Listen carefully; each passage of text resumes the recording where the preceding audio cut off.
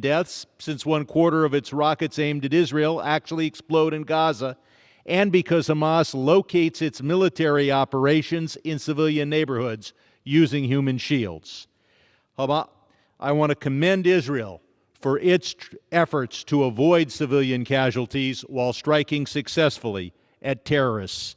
And I want to commend this Congress for funding Iron Dome, which has successfully avoided so many Israeli civilian deaths. I yield back. For what purpose does the gentlewoman from Louisiana seek recognition? Mr. Speaker, I ask unanimous consent to address the House for 1 minute and to revise and extend my remarks. Without objection, the gentlewoman is recognized for 1 minute. Thank you, Mr. Speaker. I rise today during National Police Week to honor the 394 law enforcement officers whose names have been forever engraved into the National Law Enforcement Officers Memorial here in Washington, D.C. I am honored to join Congressman Michael Guest and 90 of my Republican colleagues in introducing a resolution to recognize these brave men and women who made the ultimate sacrifice. Their surviving families of these officers are now left to walk through the unimaginable path of pain and loss. My prayers are with them every day as they grieve for their loved ones. My district and state, like so many of my colleagues, did not escape loss. 15 law enforcement officers from Louisiana were killed in the line of duty in 2020, including 4 from the 5th Congressional District. Kawan Artes Bates with the Vidalia Police Department, Catrell Michael Pitts with the Tangipahoa Sheriff's Office, Randy Michael Vallet with the Richland Parish Sheriff's Office, and Marshall Lee Walter Jr. with the Mangum Police Department. These officers swore an oath to uphold the public trust. We remember them not just today or this week, but for years to come. We thank all law enforcement officers and their families for their sacrifice and ask God to bless each and every one of you. The people of our country are forever grateful. Thank you, Mr. Speaker. I yield my remaining time. For what purpose does the gentleman from Florida seek recognition? I ask unanimous consent to address the House for 1 minute and revise and extend my remarks. Without objection, the gentleman is recognized for 1 minute. Moral clarity. That's what this moment calls for.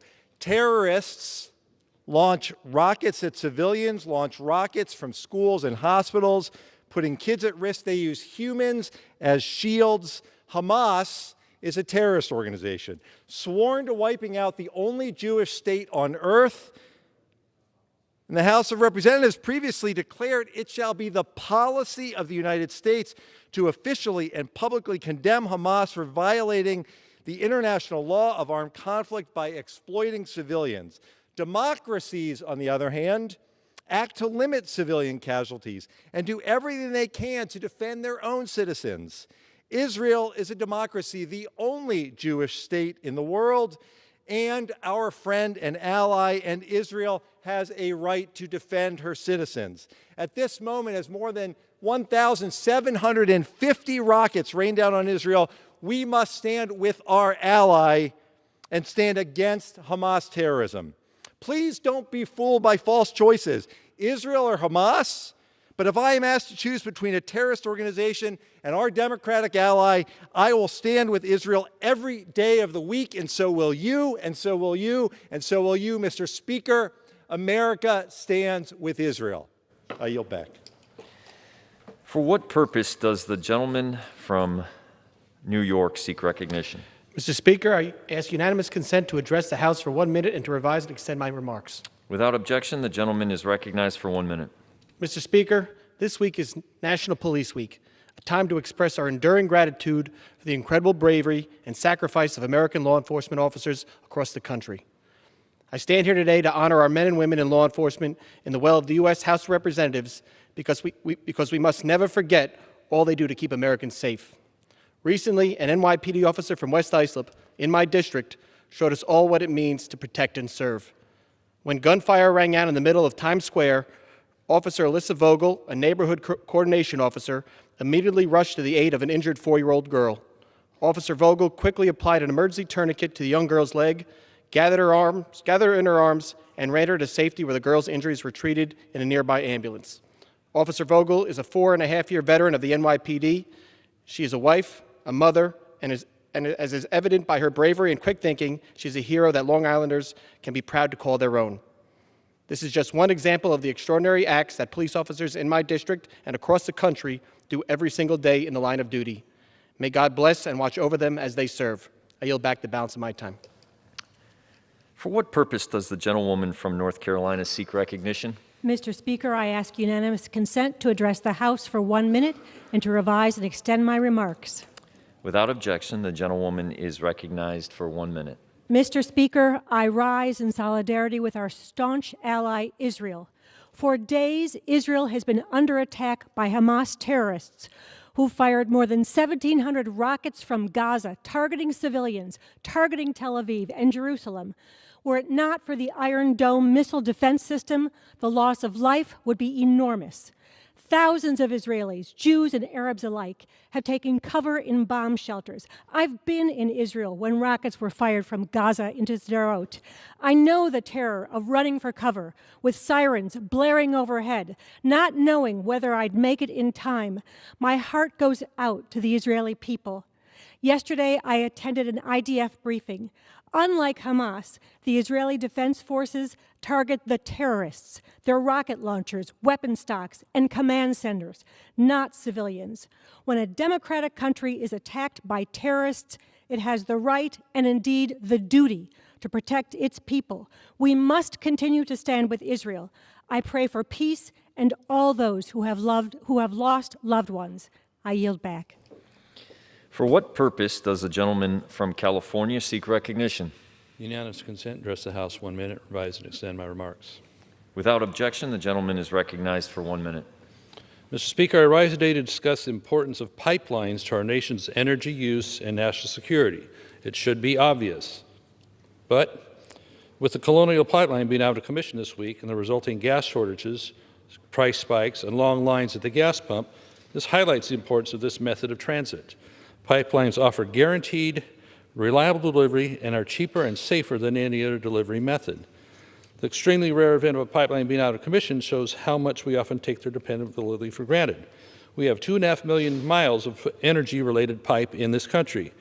If it can be completed, the Keystone Pipeline, the fourth phase, only 1,179 miles, would make our energy security even stronger.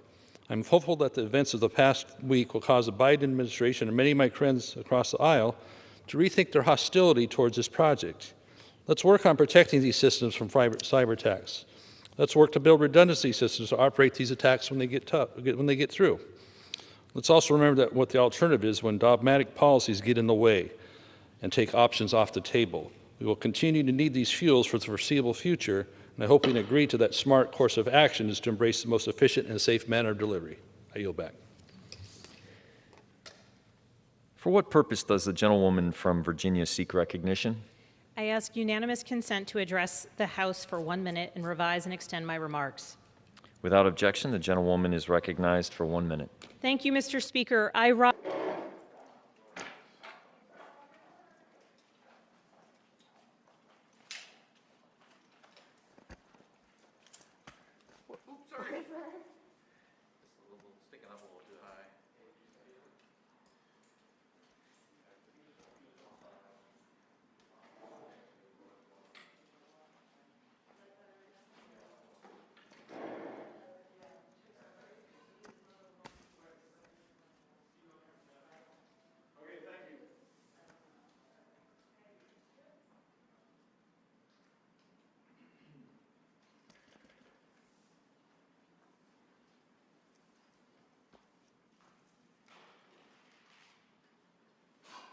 Country and their fellow Americans. On behalf of the people of Central Virginia and on behalf of a grateful nation, I thank the Capitol Police and the Washington Metropolitan Police for their heroism and their bravery. And I honor the lives and the legacies of those we have lost: Officer Brian Sicknick, Officer Howie Liebengood, Officer Billy Evans, and Officer Jeffrey Smith. Mr. Speaker, I yield back. For what purpose does the gentleman from North Carolina seek recognition? I ask unanimous consent to address this Congress for 1 minute. Without objection, the gentleman is recognized for 1 minute. Mr. Speaker, National Police Week presents a unique opportunity to honor police officers nationwide. In my district, we have great respect for law enforcement, and we honor those who give their lives in the line of duty. Today, I wanted to draw attention to the Law Enforcement Officer Memorial Service being observed this weekend in my hometown of Henderson County. 10 North Carolina officers made the ultimate sacrifice this year in defense of their communities and loved ones. Their memory will never be forgotten. In my district, Deputy Sheriff Ryan Hendricks lost his life in a gunfight this year, bravely protecting his community from harm. His family are personal friends of mine, and my heart goes out to them as we remember his bold sacrifice. I would now call for a moment of silence to honor the 10 North Carolina officers who have lost their lives this year in the line of duty.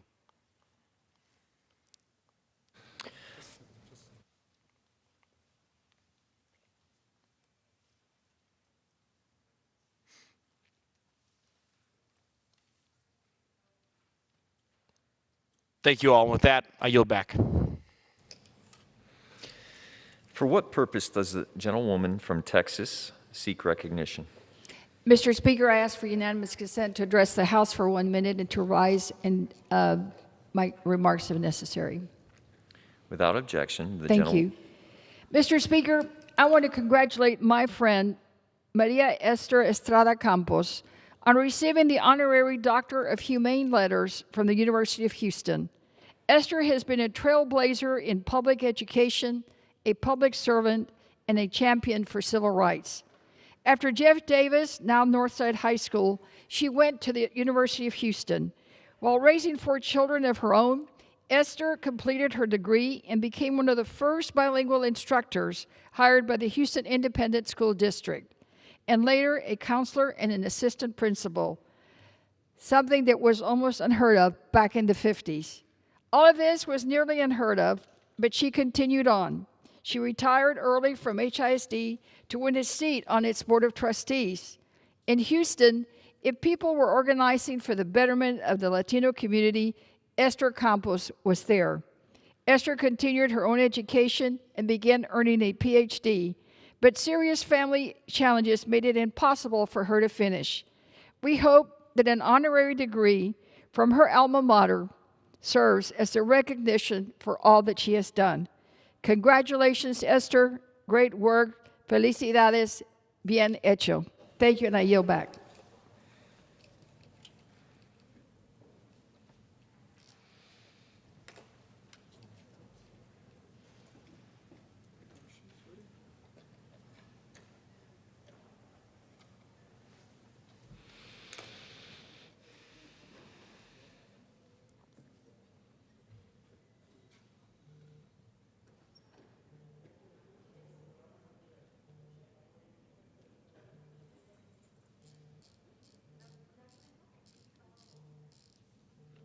For what purpose does the gentlewoman from Texas seek recognition?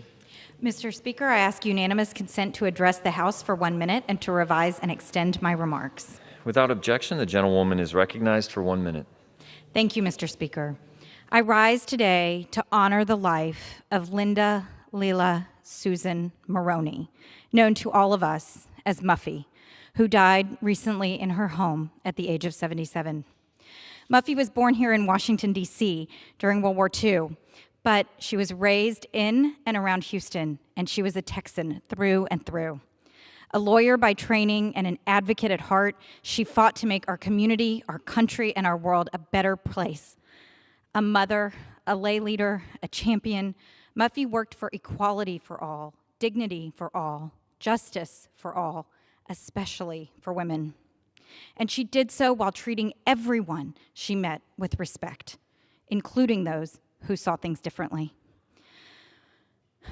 Her spirit will live on in her sons, Justin and Robert, in her grandchildren, and in the work she did, the groups she organized, the causes she championed, and the things that she did for all of us in Texas and for all Americans. Thank you, Mr. Speaker. I yield back.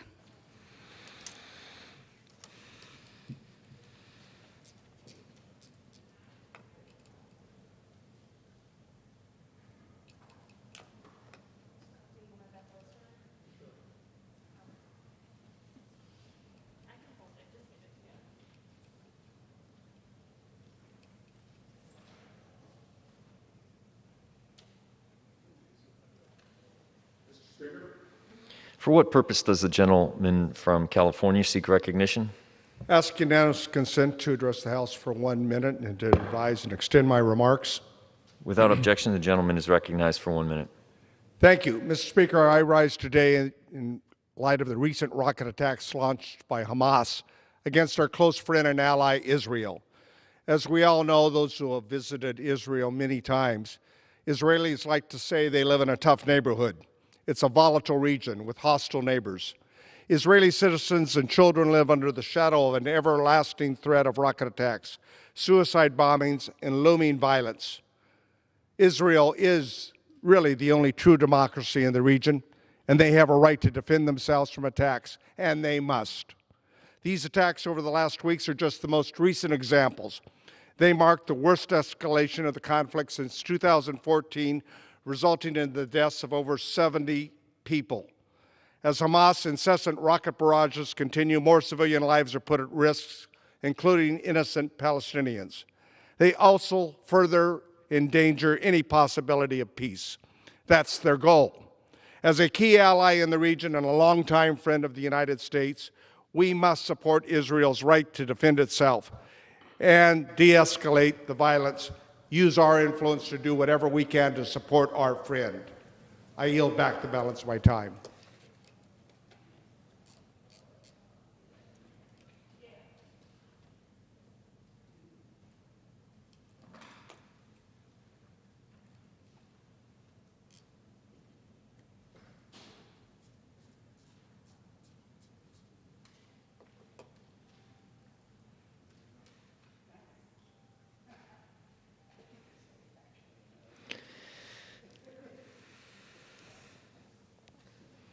For what purpose does the gentlewoman from Florida seek recognition?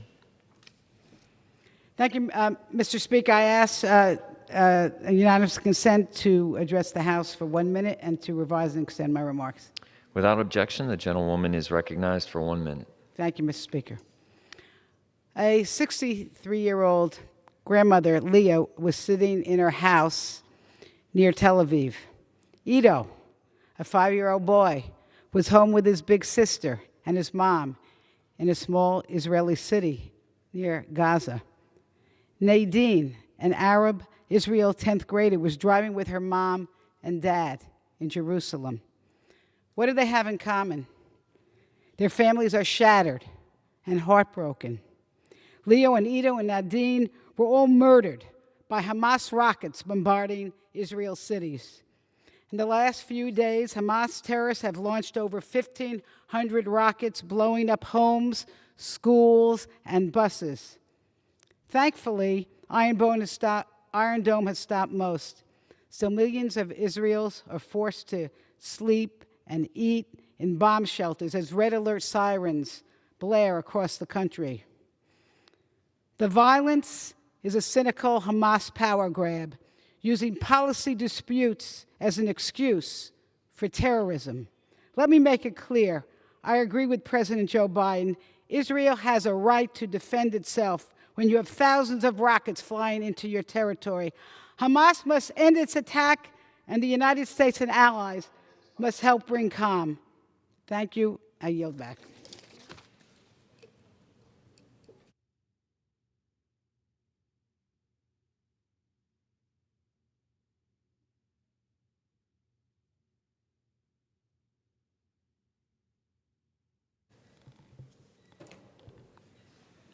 For what purpose does the gentlewoman from Pennsylvania seek recognition? To seek unanimous consent to address the House for 1 minute.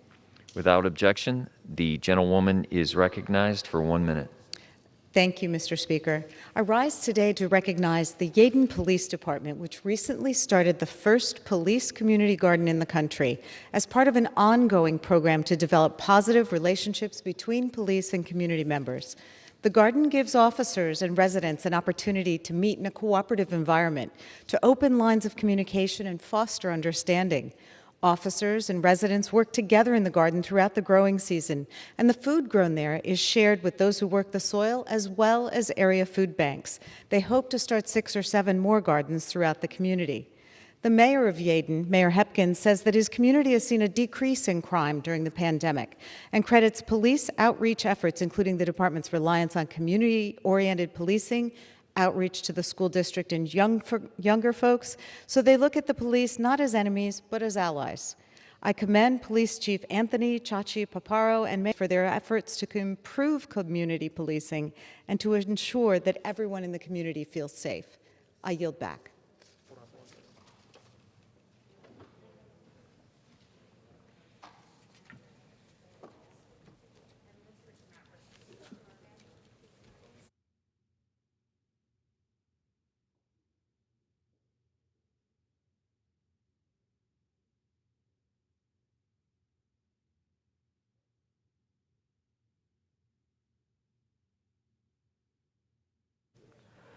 For what purpose does the gentleman from Indiana seek recognition? I ask unanimous consent to address the House for 1 minute. Without objection, the gentleman is recognized for 1 minute. Madam Speaker, as the co-chairman of the Congressional Steel Caucus, I was honored last week to help facilitate a letter to the Appropriations Committee. This letter expressed our support for the International Trade Administration and the International Trade Commission, which are incredibly important to the success of the American steel industry and its workforce. The letter encouraged the committee to build on its previous efforts to provide adequate resources to the ITA and the ITC, so they may ensure timely and objective responses to trade, remedy, complaints, and investigations. Their work is essential to upholding our trade laws and ensuring that all American workers can compete on a level playing field. I look forward to continuing to work with the members of the committee and the Steel Caucus to support these agencies and strength of American steelworkers and the manufacturers. Thank you, and I yield back my time.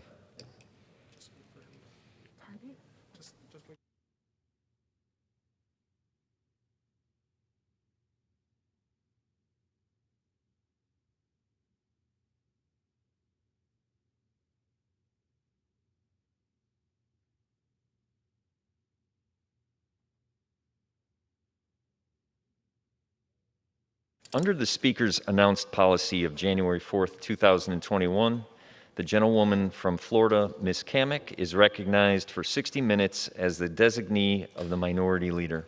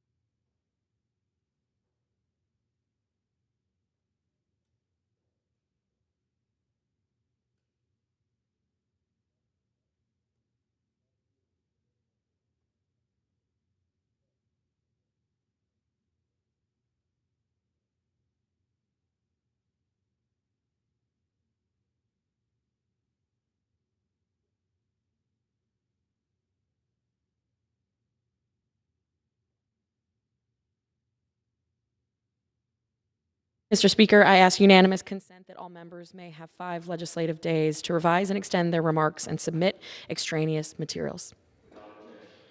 Thank you. Mr. Speaker, I rise today to celebrate and honor police officers across our country. As we commemorate National Police Week, I can't help but to think about the barrage of attacks that our LEOs have come under in recent months and years.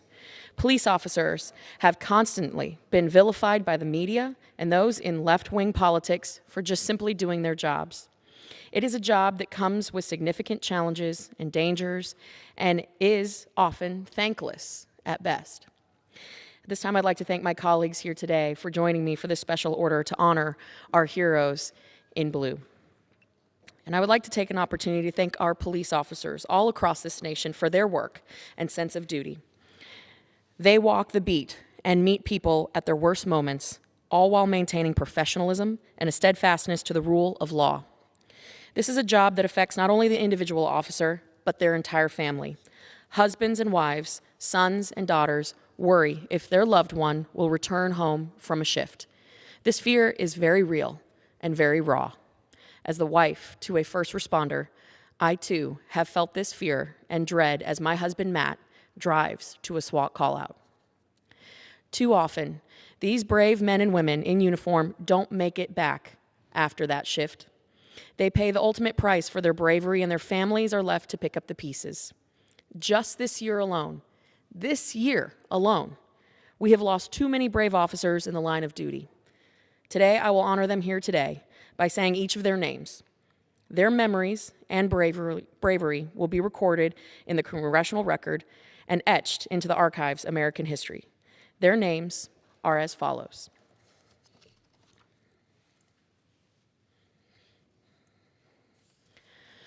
Sergeant Gordon Best, Sergeant Daniel Mobley, Lieutenant Jeff Bain, Deputy Sheriff Nicholas Howell, Sergeant Randall Sims, Deputy Sheriff Jonathan Price, Officer Jay Hughes, Officer Brian Sicknick, Sergeant Jay Crumpler, First Sergeant Timothy Howell, Lieutenant William Gardner, Conservation Officer Stephen Regard, Officer Arturo Villegas, Officer Tyler Britt, Master Corporal Brian Levin, Agent Luis Marrero Diaz, Agent Luis Salomon Condi, Agent Eliza Hernandez Cartagena, Officer Melton Gore, Sergeant Frederick Cameron, Detective Stephen DeFoss, Officer Hector Moya, Chief of Police Tony Jordan, Corporal Christine Peters, Constable Sherry K. Langford, Lieutenant Treva Preston,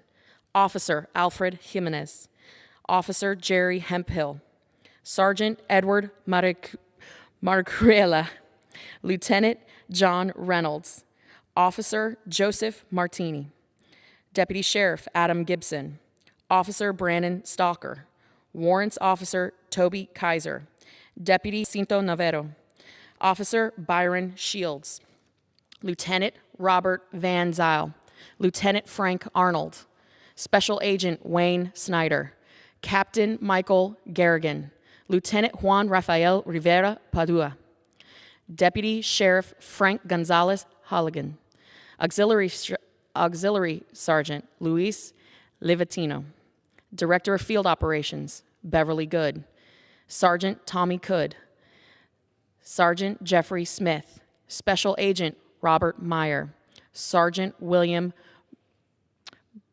Bratigam, Correctional Officer Juan Llanes, Sergeant Grace Bellamy, Lieutenant Michael Boot, Special Agent Laura Ann Schwartz-Zenberger, Special Agent Daniel Alphin, Detention Officer Robert Perez, Deputy Sheriff Jack Gwynns, Agent Juan Rosado Lopez, Patrolman Darian Girat, Detective Pedro Mejia, Officer Cesar Cibogona, Deputy Sheriff Ross Dixon, Officer Vicky James, Investigator Eddie Hutchinson, Chief of Police Timothy Sheehan, Deputy Sheriff Donald Gilreath, Police Officer Mitchell Penton, Officer Guerrero Guanero, Corrections Officer Taiwio Oble, Major Esteban Ramirez, Deputy Constable Manuel Felipe de Rosa, Sergeant Richard Brown, Deputy Sheriff Michael Maligi, Police Officer Horatio Dominguez, Lieutenant Eugene Lasco, Officer Jason Lagore, Patrol Officer Troy Maureen, Officer Carlos Mendoza, Deputy Sheriff Thomas Albanese, Reserve Deputy Constable Martinez Mitchum, Police Officer Dominic Winham, Captain Justin Bedwell, Police Officer Jose Anzora, Corrections Officer Tracy Adams, Officer Crispin San Jose, Officer Jesse Madsen, Sergeant Barry Henderson, Deputy Sheriff Stanley Burdick, Police Officer Gary Hibbs, Patrol Agent Alejandro Flores Benuelos, Police Officer Kevin Valencia, Sergeant LaShonda Owens, Police Officer Matt North, Police Officer Eric Talley, Chief of Police Fred Postovitz,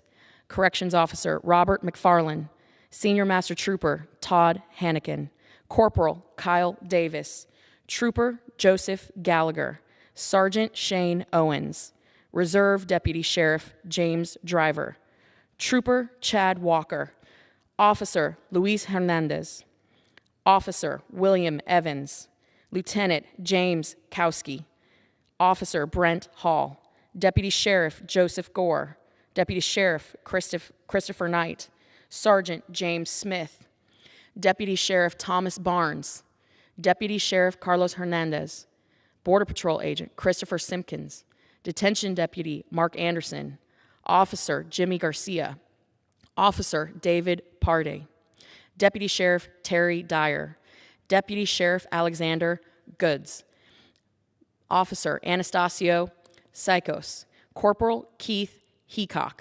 Sergeant Chris Ward, Deputy Sheriff Logan Fox, Officer Christopher Farr, Detective Luca Benedetti, Deputy Sheriff Samuel Leonard, Deputy Sheriff Stephen Jones, Officer Jimmy Inn. And I would also be remiss if I didn't mention our K-9 officers that also gave their life in the line of duty. K-9 Figo, K-9 Riley, K-9 Luna, K-9 Joker, K-9 Cosmo, and K-9 Django.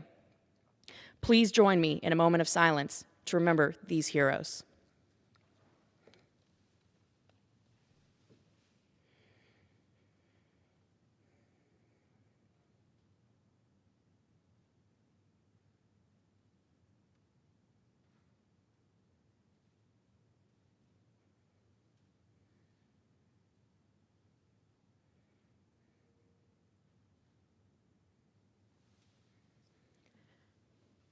Thank you.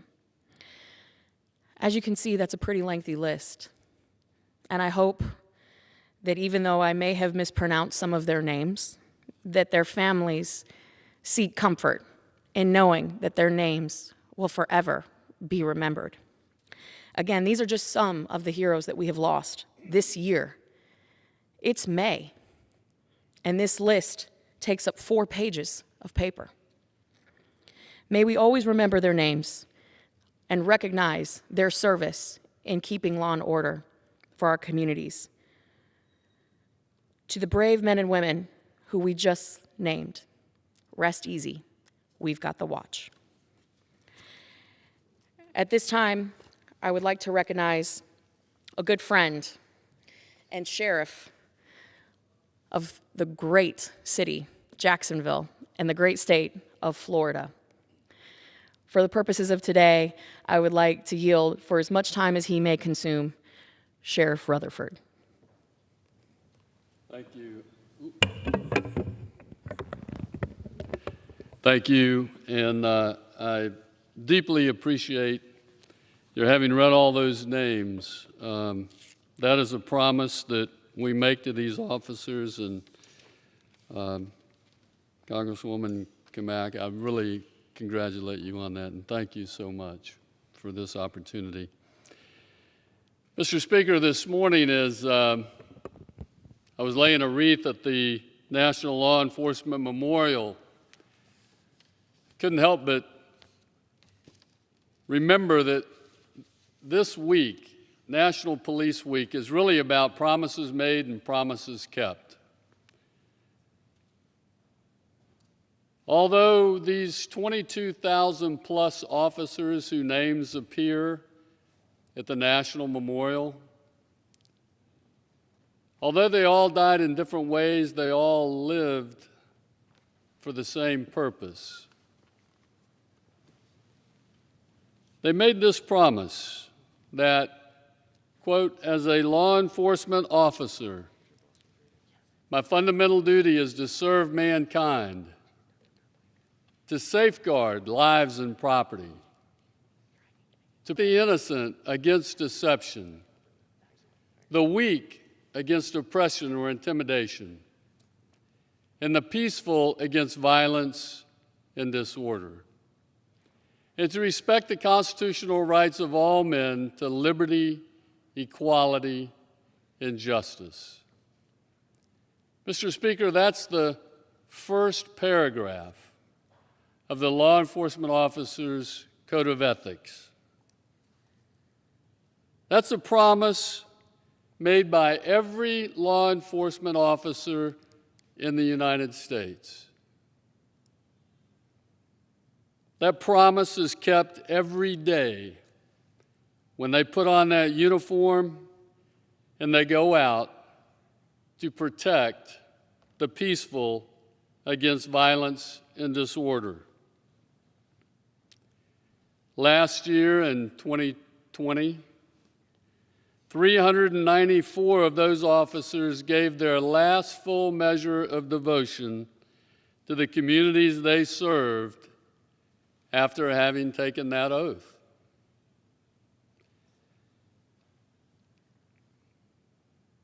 They kept their promise. And during this National Police Memorial Week, we will keep our promise. Our promise to them that we will never forget their names and that of their families. Every year at this time, we pause to remember their lives. Mr. Speaker, not just their deaths and the way they died, but the way they lived. And this morning I couldn't help but think of the words of Ralph Waldo Emerson as I thought about these officers. And he wrote that the purpose in life is not to be happy. It's to be useful, to be compassionate, to be honorable, and to have it make some difference that you lived, and that you lived well. Those 22,000 names, more than 22,000 names, that are on those memorial walls over there, those men and women lived well. Their names will never be forgotten. Their names are on the wall at the National Law Enforcement Memorial, 113 of them from my district. Just this year, we will add another 394 names to that memorial wall. These officers kept their promises.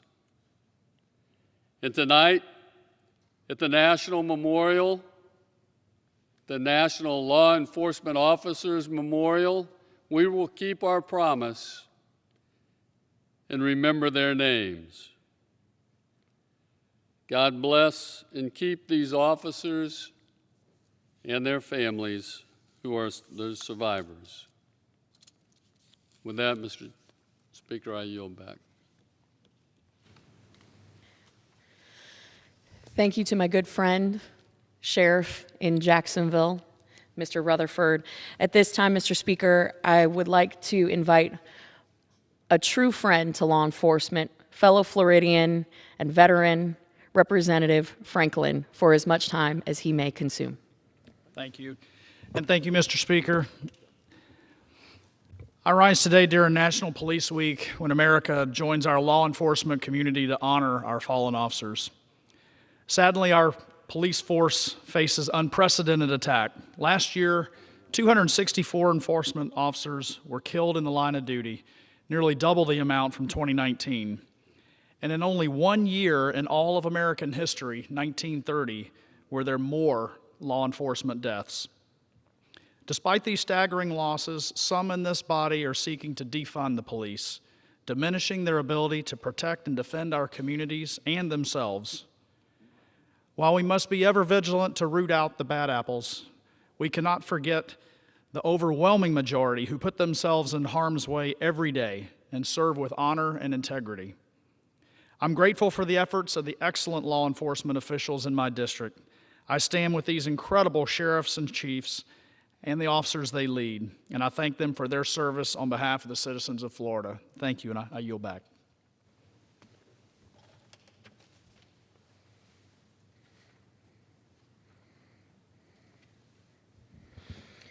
At this time, and thank you to the gentleman from Florida. At this time, I would like to invite my good friend from the great state of Louisiana, Representative Higgins, also a law enforcement officer and great patriot and friend, for as much time as he may consume. I thank the gentlelady, my friend and colleague. Thank you, Mr. Speaker. Mr. Speaker, to be a police officer, it's not something we do. It's someone that we are. I was a military police officer in the Army and went on to serve for 12 years as a uniformed police officer, 12 years SWAT operator. I buried far too many brothers. And there's a time in every man's heart where we have to make a decision what we're going to do with our life, that day, that week, that month, with our families, with our career, with our life. And as I reflect upon my career as a police officer prior to my congressional service, I think about the 8.5 years of night shift and the exchange that my wife and I would have every evening as she returned from work and I was preparing to leave. She would have my little meal prepared, a little brown bag to take with me, and she would say, "Be safe, come home to me," and I would say, "Don't worry about me, worry about the other guy." Every police officer has a little exchange like that with their loved one before they begin their shift, because we don't know if we're coming home. We recognize that the life we've chosen to serve our fellow man is an effort somehow to become better men ourselves. It's an effort to serve a Lord that we're not quite worthy of. I've trained or helped train many officers through the years, and they would ask me sometimes about this section of the manual or that section of the manual, and I would always tell them the same. Your manual is 1,483 pages. Seek to be a better man, do the right thing, and you'll be worthy of the job and career that you've chosen. Forget that, and you will not. We are human. We've failed and fallen in some way, every one of us. This can be said as well about the members of this body. We wear a small pin upon our lapel that identifies us as congressmen and congresswomen. We're proud to serve and humbled to serve, and we do our best every day to be worthy of that service. And this job began with an oath. Imperfect though we be, variant though we be in our ideological perspective or our political affiliation, we do our best every day. Well, there are 1 million police officers across this country that don't have a little lapel pin. They wear a badge like this. And the mourning band upon that badge is in memory of the brothers and sisters of the thin blue line that we've lost It used to be a rare thing to find your mourning band and put it on your badge. Now, these days, you can't get it off. Police officers out there know what I'm talking about. So I would say, Mr. Speaker, in closing, that the journey that we're upon in this life is a chosen path that all of us embrace. For better or for worse, we attempt to become better men and women, better children of God. Police officers are no different. I ask you to hear my heart, feel my spirit. The men and women that wear a badge deserve your respect, your love, and your support. And in this special time, this week, we memorialize forever those that we've lost that wear the badge. I thank the good lady for allowing me to address the House this day. I extend my love to the thin blue line, and I thank you, Mr. Speaker. I yield. Thank you to my good friend from the great state of Louisiana. At this time, I would like to recognize another great friend of law enforcement who knows truly what it is to be a man of the law. My friend and sheriff, former sheriff of Fort Bend County, Texas, Representative Nels. Thank you, Kat. Mr. Speaker, as a 30-year law enforcement veteran, I have seen the very best of our law enforcement officers. Brave, brave men and women who put their lives on the line each and every day to protect and serve our communities. I've seen law enforcement officers jump into floodwaters to save a pet, run into a fiery crash to save an unconscious victim, resuscitate and save the life of a criminal who just tried to shoot and kill them. I've also seen the dangers of serving in law enforcement. Hundreds of law enforcement officers are killed every year in the line of duty across our country. In 2021, 394 names of law enforcement officers killed in the line of duty were added to the National Law Enforcement Officers Memorial right here in Washington, D.C. And 59, yes, 59 of those brave men and women were from my home state of Texas. How many people in this chamber or watching at home can name any of the officers who died in the line of duty this year? I would say a very small percentage, if any at all. But how many know the name of George Floyd or Freddie Gray or Breonna Taylor? I would say the vast majority. What does that say about our media? What does it say about our culture? I think it's a testament to just how divided our country is today.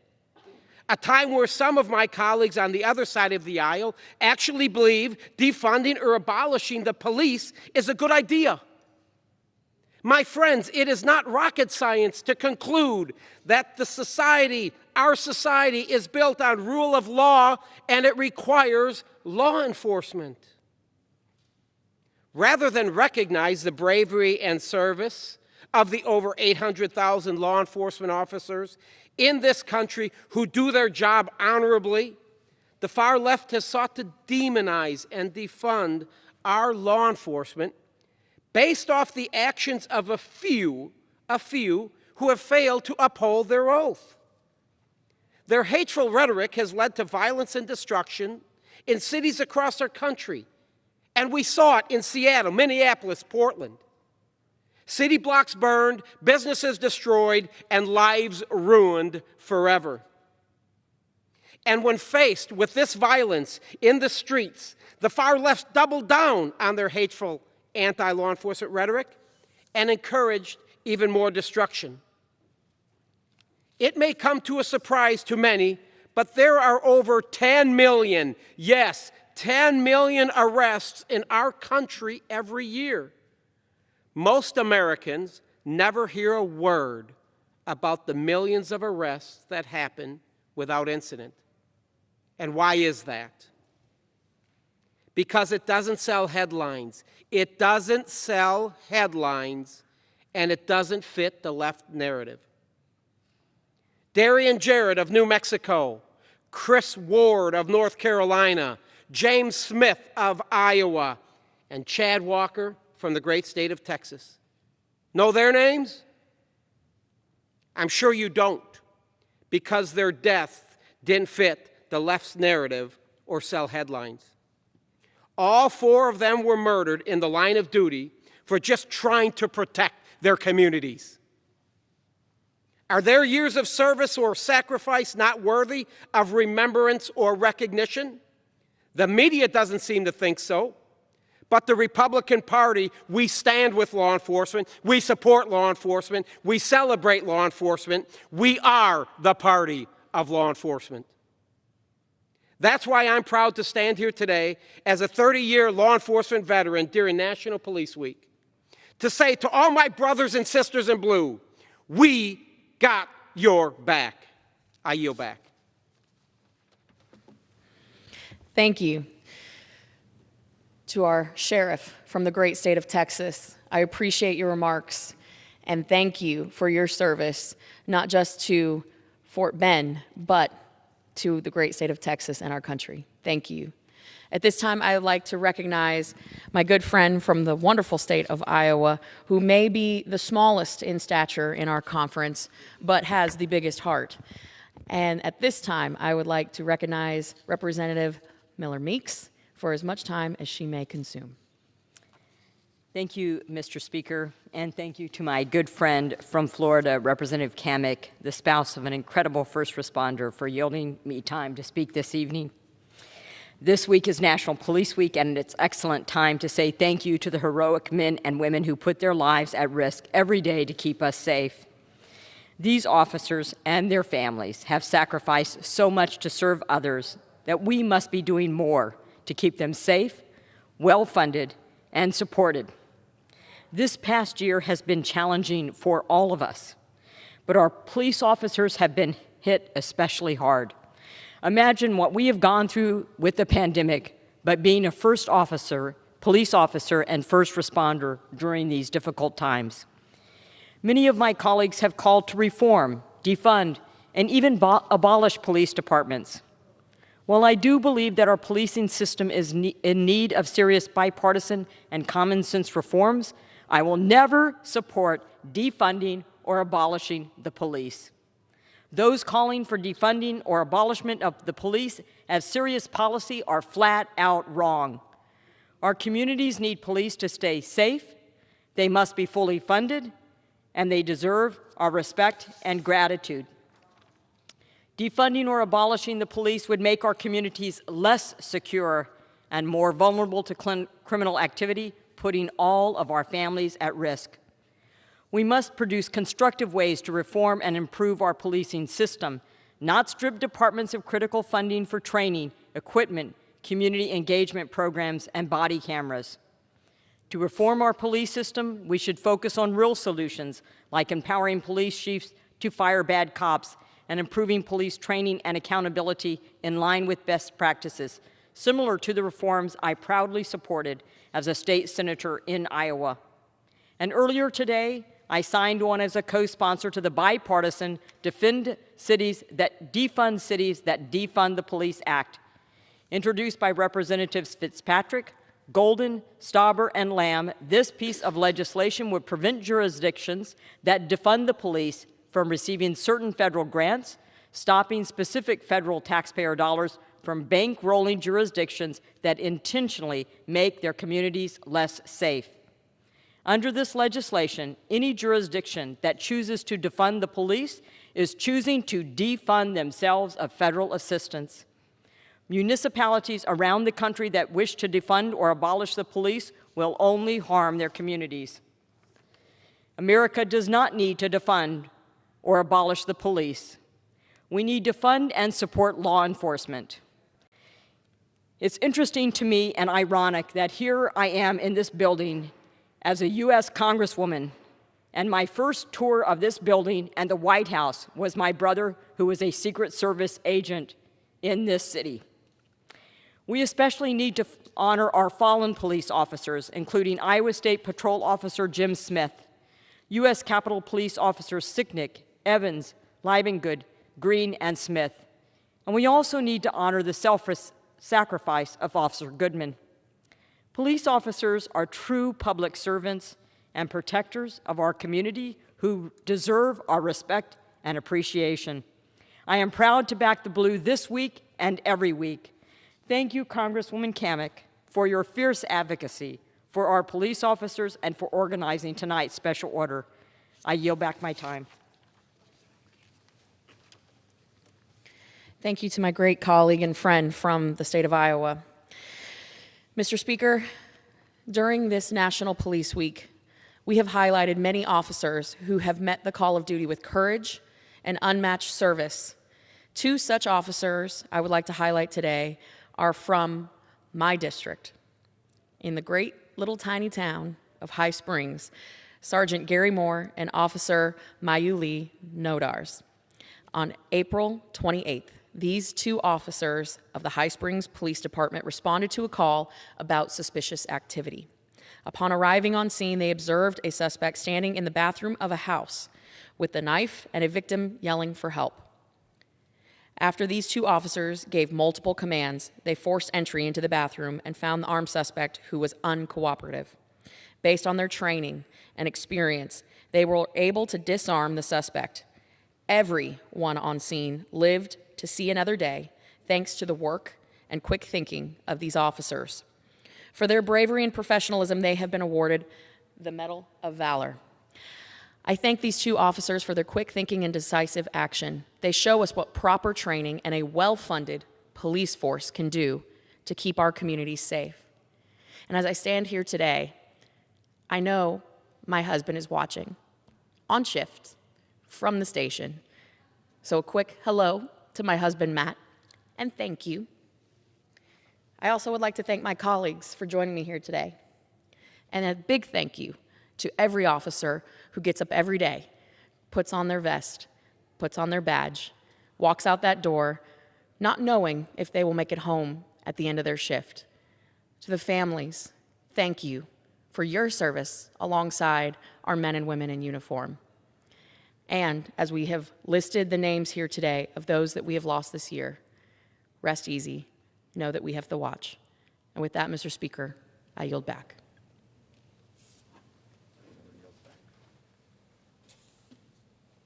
One more time. The gentlewoman yields back. Under the Speaker's announced policy of January 4th, 2021, the gentleman from Wisconsin, Mr. Pocan, is recognized for 60 minutes as the designee of the Majority Leader. Thank you very much, Mr. Speaker. I ask unanimous consent that members have 5 legislative days to revise and extend their remarks and include extraneous material on the subject of this special order. Without objection. Thank you very much, Mr. Speaker. Today's special order hour is not just about the violence that has occurred in the last week in Israel and Palestine. It's not about the activities of the last month, including the displacement of Palestinian families in Sheikh Jarrah that have been largely overlooked in this region. But in many ways, it's about what's happened over the last year, the last decade, the last several decades that has dehumanized and violated the human rights of too many people in this important region. No one should have to face the reality of missiles shot at them. Hamas is causing great danger to the very people it purports to want to protect in Gaza by doing so. And those missile attacks should be condemned. But that doesn't make it a both sides issue. We must acknowledge and condemn the disproportionate discrimination and treatment that Palestinians face versus others in this region. No one should suffer the loss of life, liberty, or dignity that the Palestinian people have suffered under the Netanyahu and previous administrations in Israel during the 50-year occupation of the West Bank.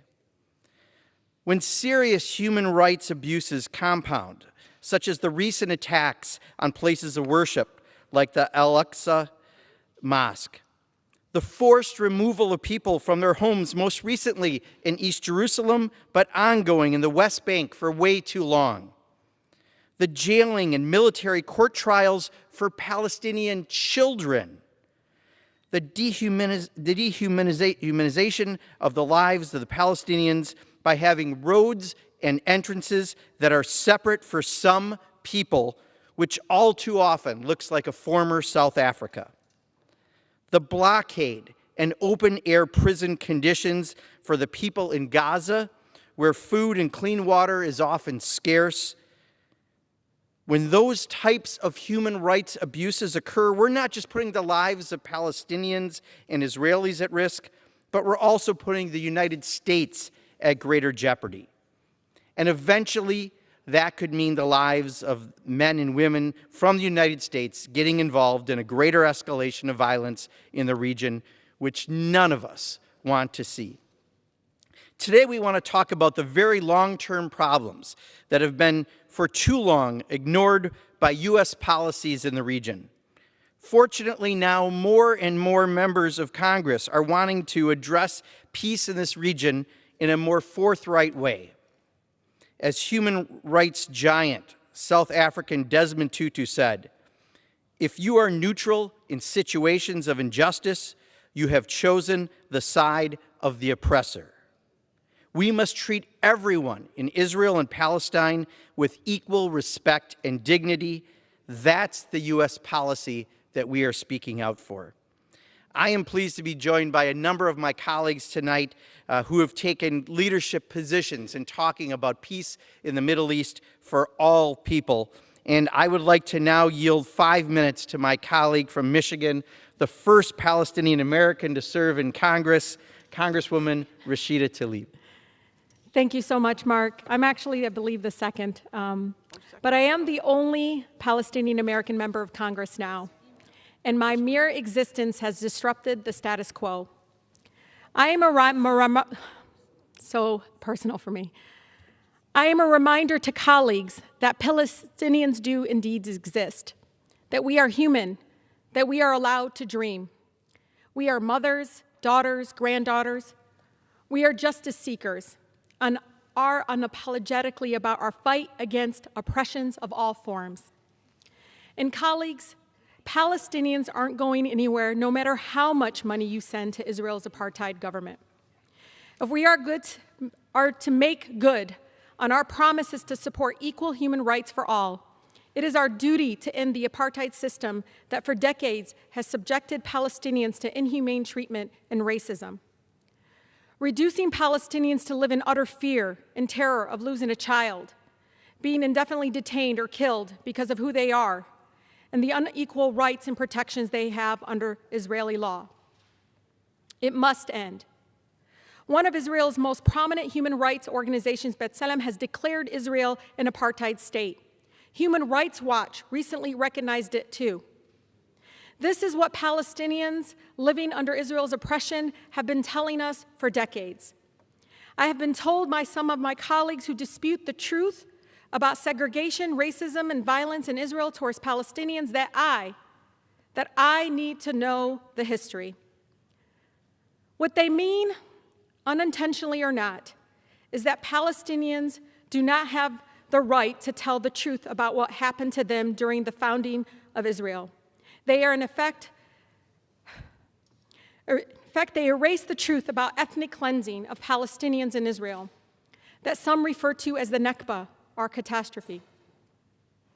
As Palestinians talk about our history, know that many of my Black neighbors, indigenous communities, may not know what we mean by Nakba, but they do understand what it means to be killed, expelled from your home, land, made homeless, and stripped of your human rights.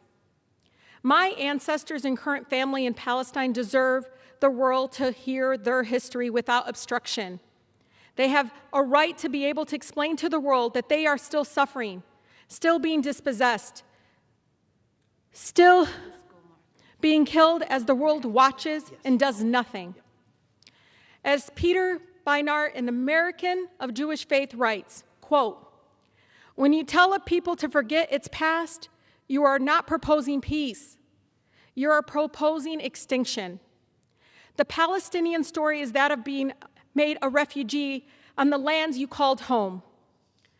We cannot have an honest conversation about U.S. military support for the Israeli government today without acknowledging that for Palestinians, the catastrophe of displacement and dehumanization in their homeland has been ongoing since 1948. To read the statements from President Biden, Secretary Blinken, General Austin, and leaders of both parties, you'd hardly know Palestinians existed at all. There has been no recognition of the attack on Palestinian families being ripped from their homes in East Jerusalem right now, or home demolitions. No mention of children being detained or murdered. No recognition of a sustained campaign of harassment and terror by Israeli police against worshipers, kneeling down and praying and celebrating their holiest days in one of their holiest places. No mention of Al-Aqsa being surrounded by violence, tear gas, smoke, while people pray. Can my colleagues imagine if it was their place of worship filled with tear gas? Could you pray as stun grenades were tossed into your holiest place? Above all, there has been absolutely no recognition of Palestinian humanity. If our own State Department can't even bring itself to acknowledge the killing of Palestinian children is wrong, well, I will say it for the millions of Americans who stand with me against the killing of innocent children, no matter their ethnicity or faith. I weep for all the lives lost under the unbearable status quo, every single one, no matter their faith, their background. We all deserve freedom, liberty, peace, and justice, and it should never be denied because of our faith or ethnic background. No child, Palestinian or Israeli, whoever they are, should ever have to worry that death will rain from the sky. How many of my colleagues are willing to say the same, to stand for Palestinian human rights as they do for Israelis? There is a crushing dehumanization to how we talk about this terrible violence. The New York Post reported the Palestinian death roll toll as Israeli casualties. ABC says that Israelis are, quote, killed, while Palestinians simply, quote, die, as if by magic, as if they were never human to begin with. Help me understand the math. How many Palestinians have to die for their lives to matter? Life under apartheid strips Palestinians of their human dignity. How would you feel if you had to go through dehumanizing checkpoints 2 blocks from your own home to go to the doctor or travel across your own land? How would you feel if you had to do it while pregnant in the scorching heat as soldiers with guns controlled your freedom? How would you feel it if you lived in Gaza, where your power and water might be out for days or weeks at a time, where you were cut off from the outside world by inhumane military blockade? Meanwhile, Palestinians' rights to nonviolent resistance have been curtailed and even criminalized. Our party leaders have spoken forcefully against BDS, calling its proponents anti-Semitic, despite the same tactics being critical to ending the South African apartheid mere decades ago. What we are telling Palestinians fighting apartheid is the same thing being told to my Black neighbors and Americans throughout that are fighting against police brutality here. There is no form of acceptable resistance to state violence. As long as the message from Washington is that our military support for Israel is unconditional, Netanyahu's extremism, right-wing government will continue to expand settlements, continue to demolish homes, and continue to make the prospects for peace impossible.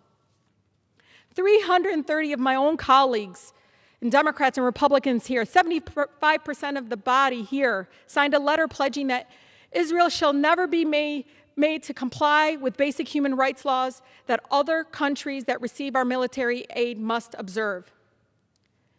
You know, when I see the images and videos of destruction and death in Palestine, all I hear are the children screaming from pure fear and terror.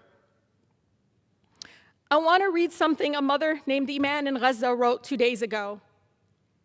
She said, quote, "Tonight I put the kids to sleep in our bedroom so that when we die together."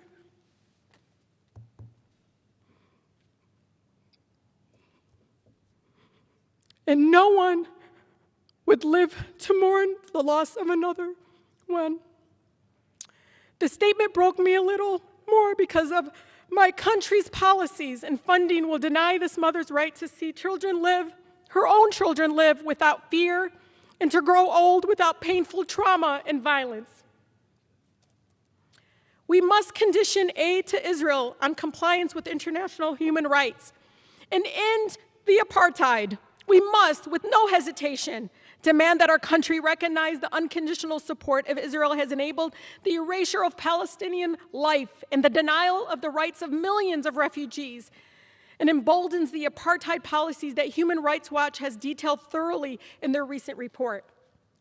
I stand before you not only as a Congresswoman for the beautiful 13 districts strong, but also as a proud daughter of Palestinian immigrants and the granddaughter of a loving Palestinian grandmother living in the occupied Palestine.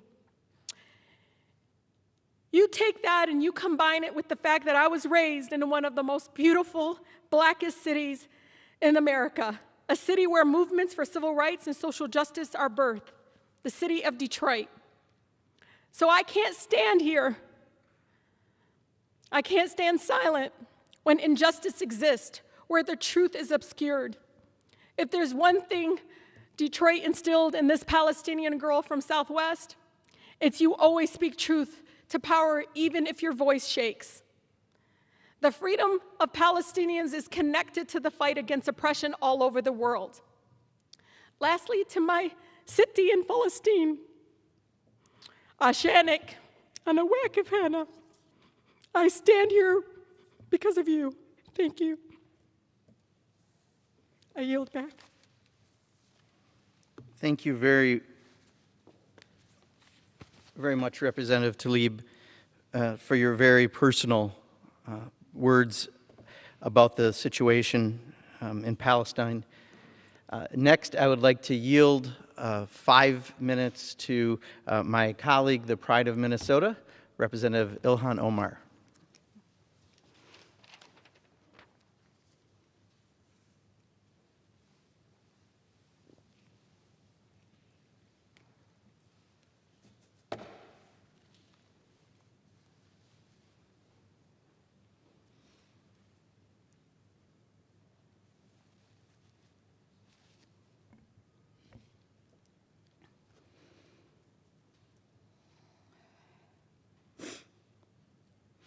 Thank you, Congressman Mark Pocan.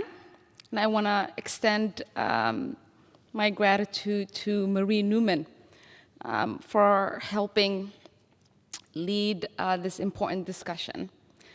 And I want to thank all of the members who are here who showed up in solidarity.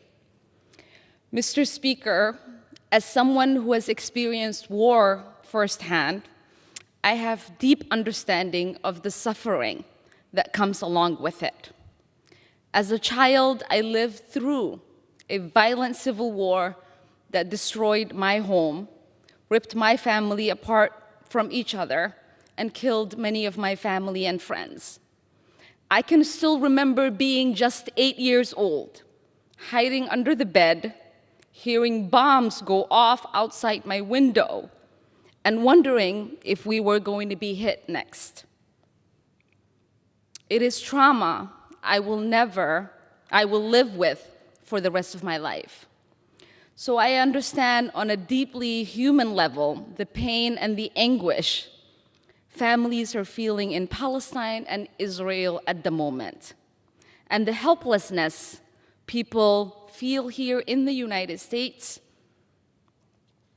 who have family in the region, including many of my constituents. And it is for this reason that I abhor violence. Whether rocket attacks or airstrikes, violence does nothing to make people more secure. It only furthers the interest of the powerful while costing lives, futures, and families. But we must speak out truthfully and forcefully about the seed of this conflict and about what is happening today. The truth is that this is not a conflict between two states. This is not a civil war. It is a conflict where one country, funded and supported by the United States government, continues an illegal military occupation over another group of people. This is not my description of it. This is the description of conservative Israeli leader Ariel Sharon, who in 2003 said, and I quote, "To hold 3.5 million Palestinians under occupation, in my opinion, is a very bad thing for us and for them. It is an occupation," he said. "You might not like this word, but it is really an occupation." To understand what is taking place at this moment, we must understand how it began.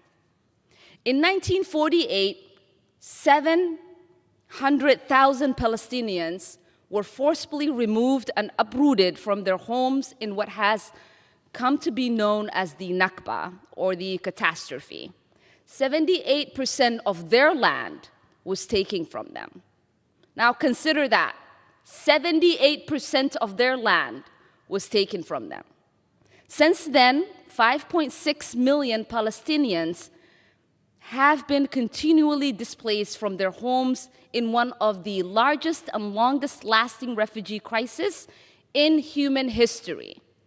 For decades, the United States, the United Nations, and many Israelis and Palestinians have pushed for a Palestinian state in which the Palestinians can enjoy the same rights afforded to their Israeli counterparts.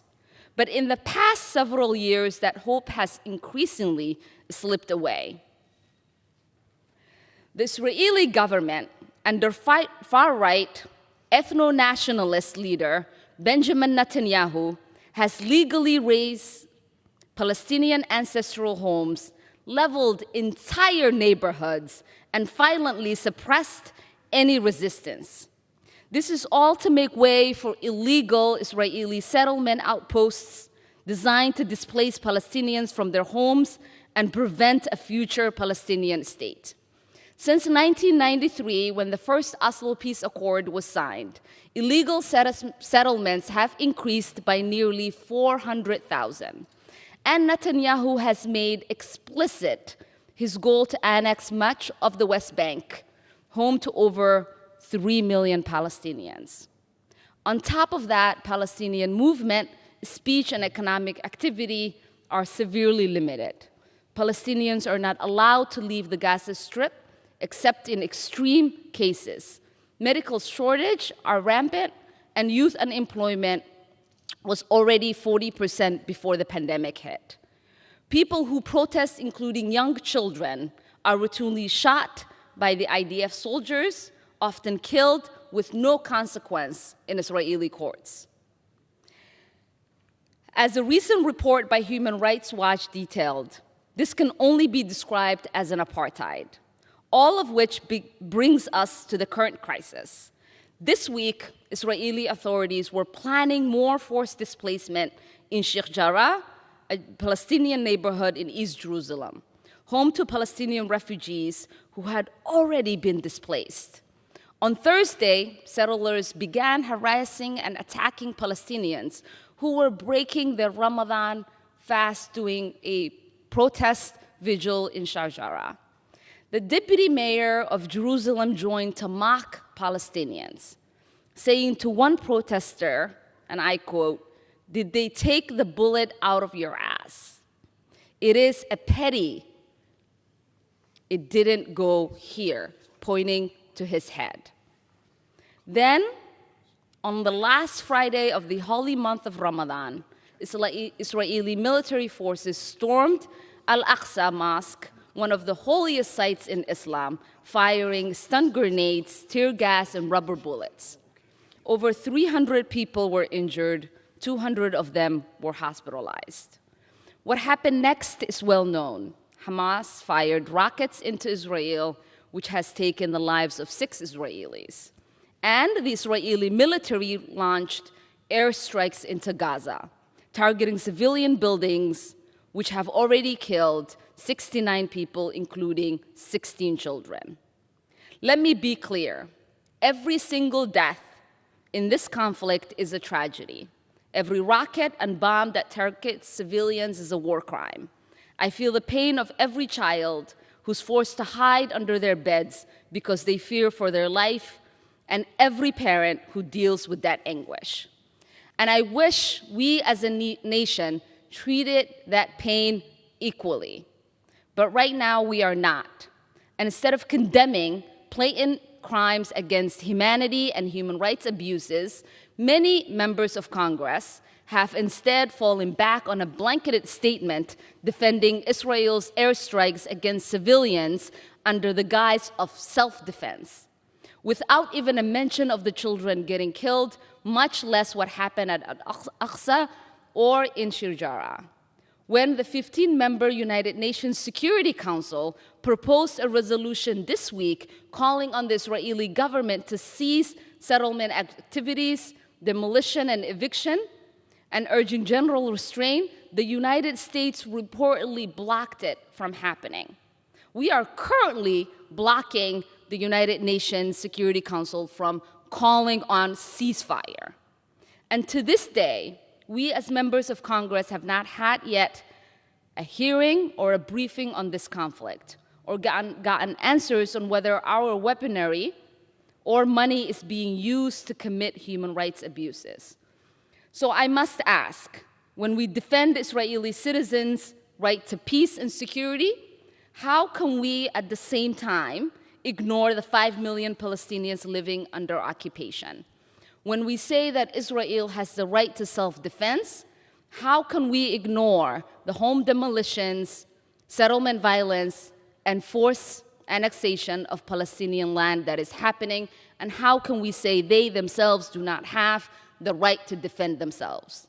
How can we pay lip service to a Palestinian state yet do absolutely nothing to make that state a reality while the Israeli government we fund tries to make it impossible? I will end with this. Today is Eid, the final day of Ramadan, one of the joyous days in the Muslim calendar. And while I would rather be spending it with my family, I know there are families who are mourning the death of their children because of this. And I owe it to them to speak out on their behalf. So I am here today to stand for our common humanity, to say that every child deserves a life free of violence and oppression. Every child deserves advocates for their humanity, for their safety, and for their security. And it should not be controversial to say the same for Palestinian children. Eid Mubarak. Thank you, and I yield back. Thank you very much, Representative Omar, for those words. As we speak, it was just announced a little while ago that the Israeli military was going into Gaza. It's not clear if it's going after rocket attacks or Hamas leaders or what is happening, but that's happening at this very moment.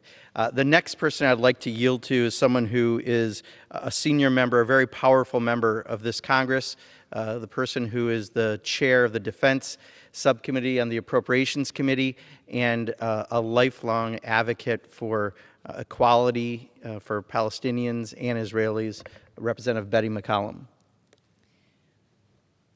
Mr. Speaker, I want to thank my colleague, Mr. Pocan, for his kind remarks and for being one of the organizers for tonight's special order. Tonight, I'm here to condemn violence. I'm here to speak out in support of human rights, political rights, and peace. For days, Hamas and extremists in Gaza have been firing rockets into Israel that have caused death, destruction, and fear among Israeli citizens. I condemn Hamas's actions. These attacks must stop. For 45 years, Israel has been enforcing a brutal military occupation in the West Bank that has terrorized Palestinian families.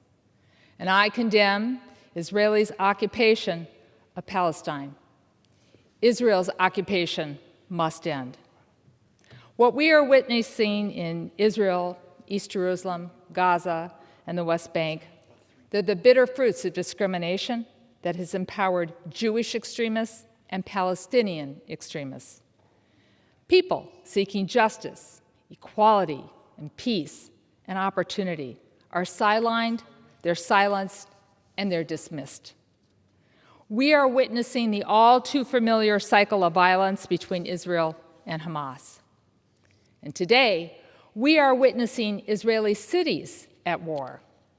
Israeli citizens are attacking each other. Israeli citizens who are Jewish and Palestinian are fighting each other. Adding to this hatred, the Israel nation-state law and other structural policies of discrimination that treat Palestinians as second-class citizens. Now, I want to be clear.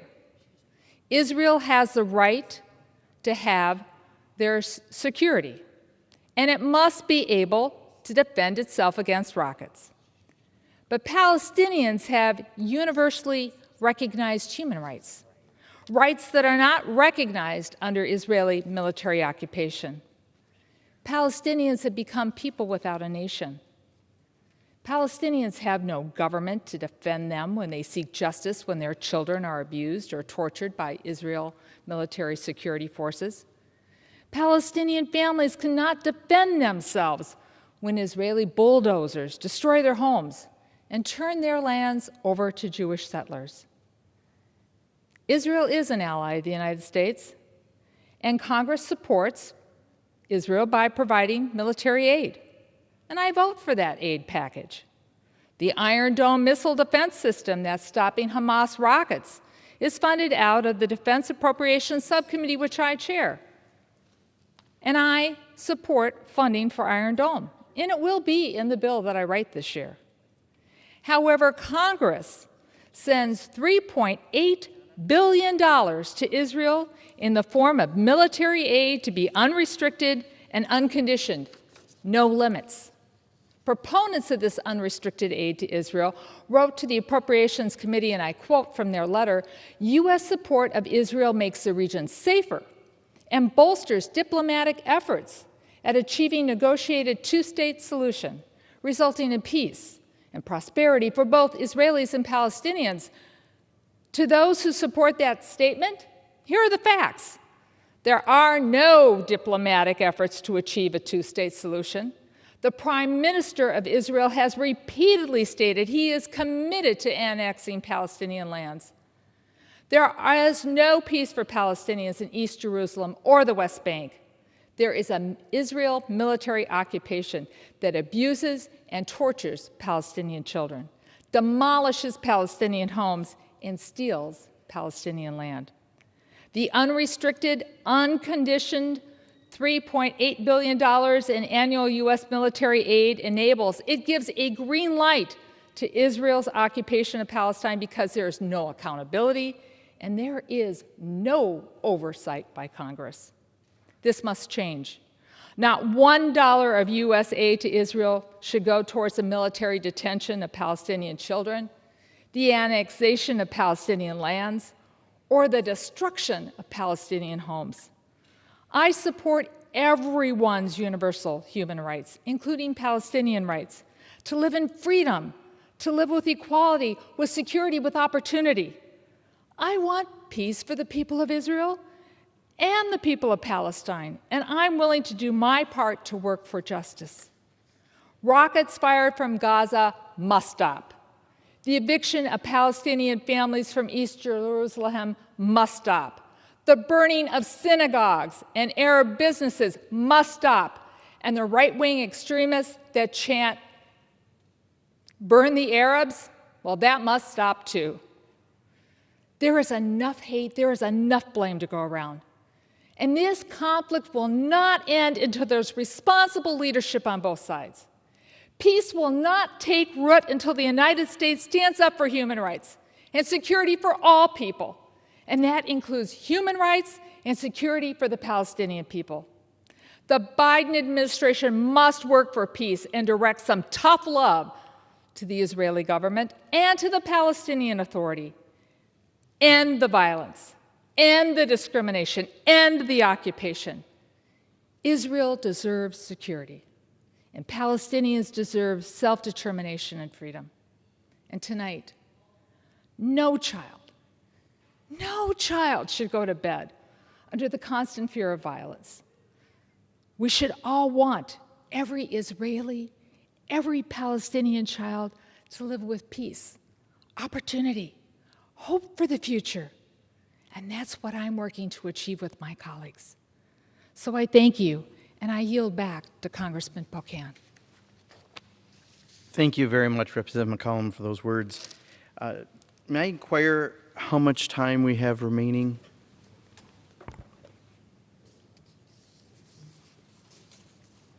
Gentleman has 26 minutes remaining.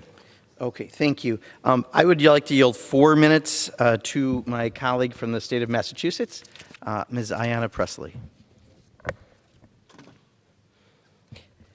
Thank you, Mr. Speaker. I rise today to recognize the deep trauma and loss of life perpetuated by systems of oppression here in the United States and globally.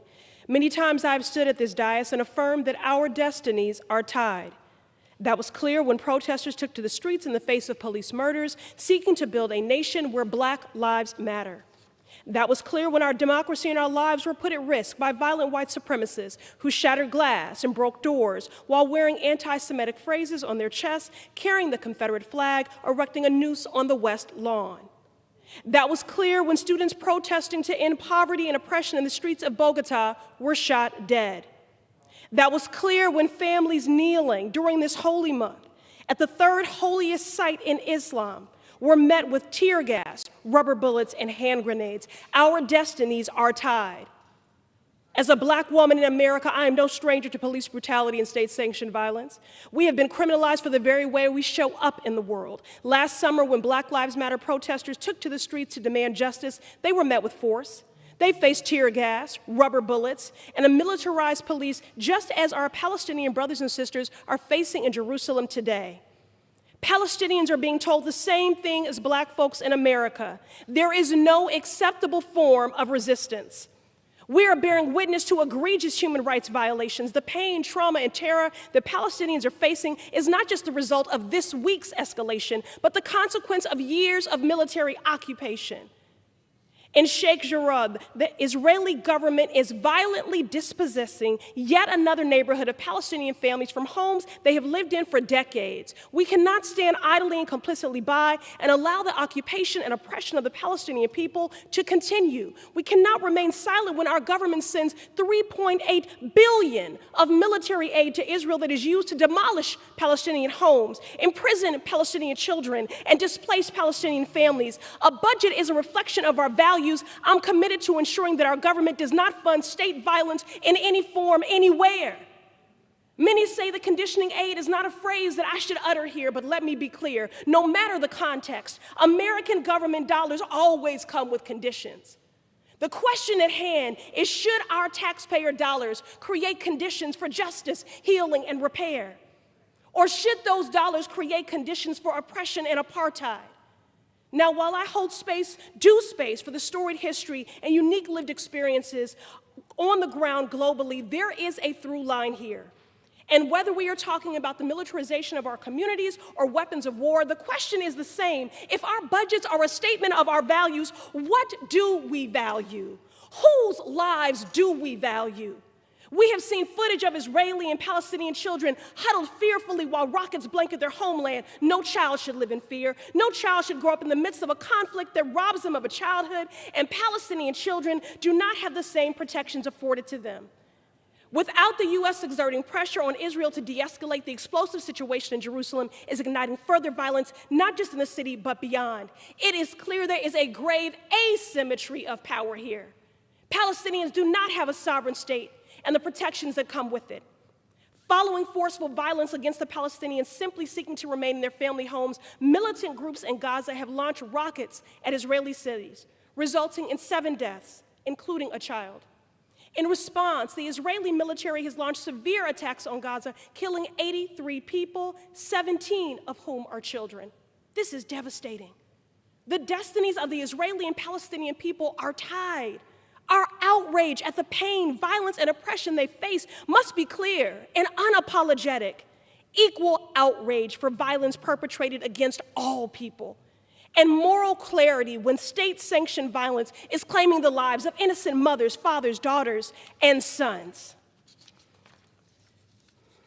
From Jerusalem to Boston, from Randolph to Gaza, from Colombia to Yemen, our destinies are tied, and everyone deserves to live free from fear and to know peace.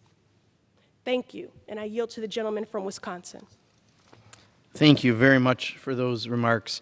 I'm going to ask the rest of my colleagues if we can try to keep it to 3 to 4 minutes each. The good news is there are many people who are very passionate about human rights in the Middle East. The problem is we have an hour total, and I would appreciate that consideration. Next, it's a great honor to introduce a colleague of mine from New York, Alexandra Ocasio-Cortez. Thank you so much, Representative Pocan. And I think this has been a very difficult week for us as a global community, as communities that are concerned for human rights, all human rights, and in general, and in particular, the rights of Palestinians and Israelis alike that have been impacted by the fear and violence of this week. Now, what I think is, it's important is that I'll start with a story. As a little girl, my family comes from the island of Puerto Rico. And I grew up visiting my family on the island of Vieques and communities on the island of Vieques, where the United States bombed its own territories, its own communities. And I would go to sleep as a little girl to the sound of US bombs detonating. Practice is what it was called at the time, practice. And when I saw those airstrikes that are supported with US funds, I could not help but wonder if our communities were practice for this. This is our business because we are playing a role in it. And the United States must acknowledge its role in the injustice and human rights violations of Palestinians. This is not about both sides. This is about an imbalance of power.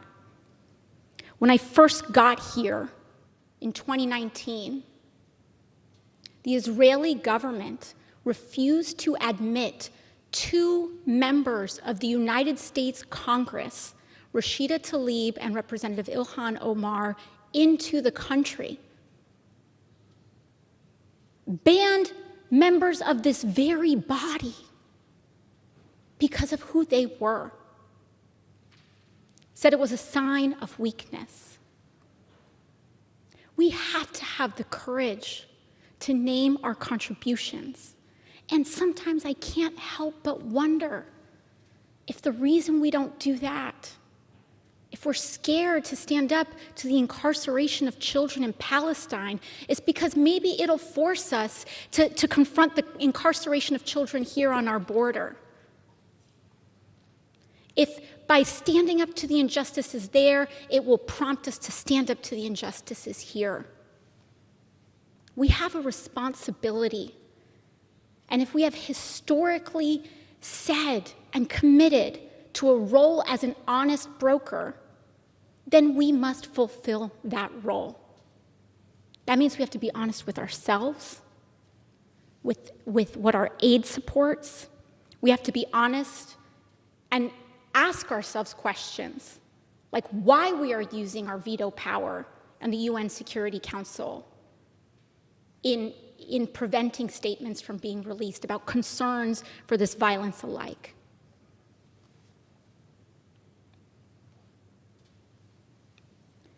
The President and many other figures this week stated that Israel has a right to self-defense, and this is a sentiment that is echoed across this body. But do Palestinians have a right to survive? Do we believe that? And if so, we have a responsibility to that as well. And with that, I yield back to the representative. Thank you very much. Thank you very much for those words. It is now my honor to yield 3 minutes to the representative from Missouri, Ms. Cori Bush.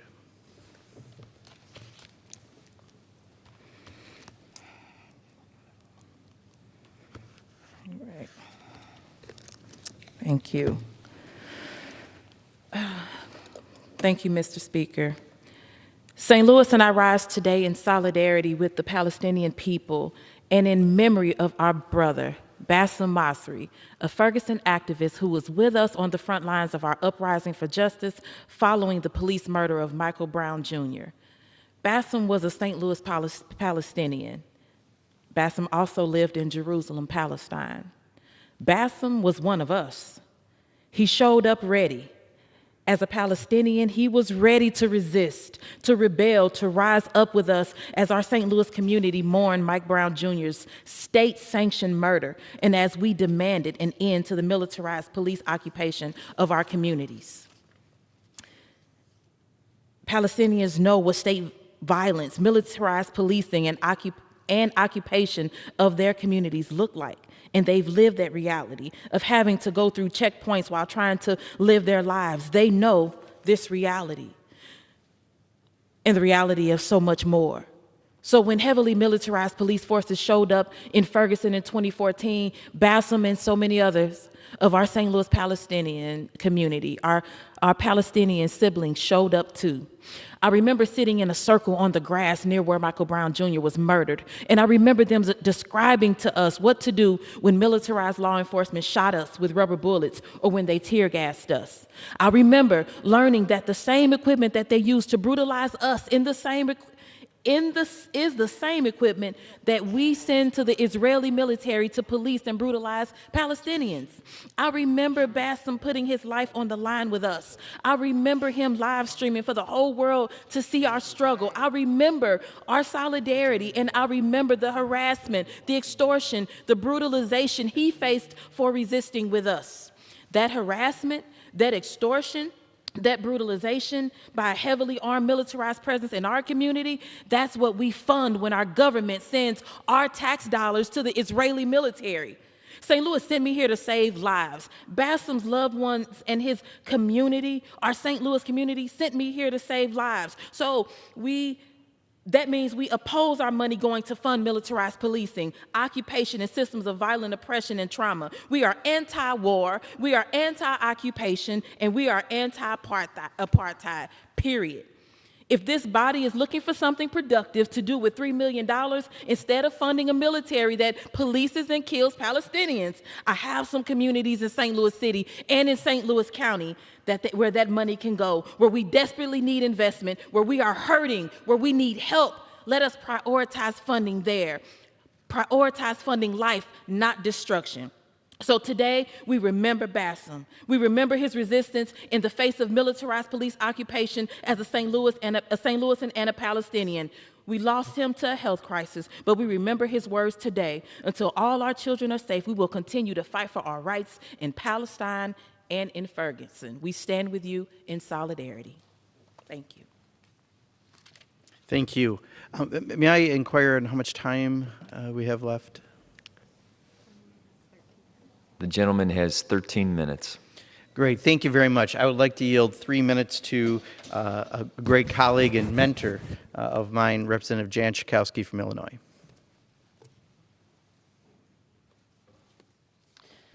I thank the gentleman for yielding. I am horrified and saddened by the ongoing escalation of violence in Gaza and in Israel.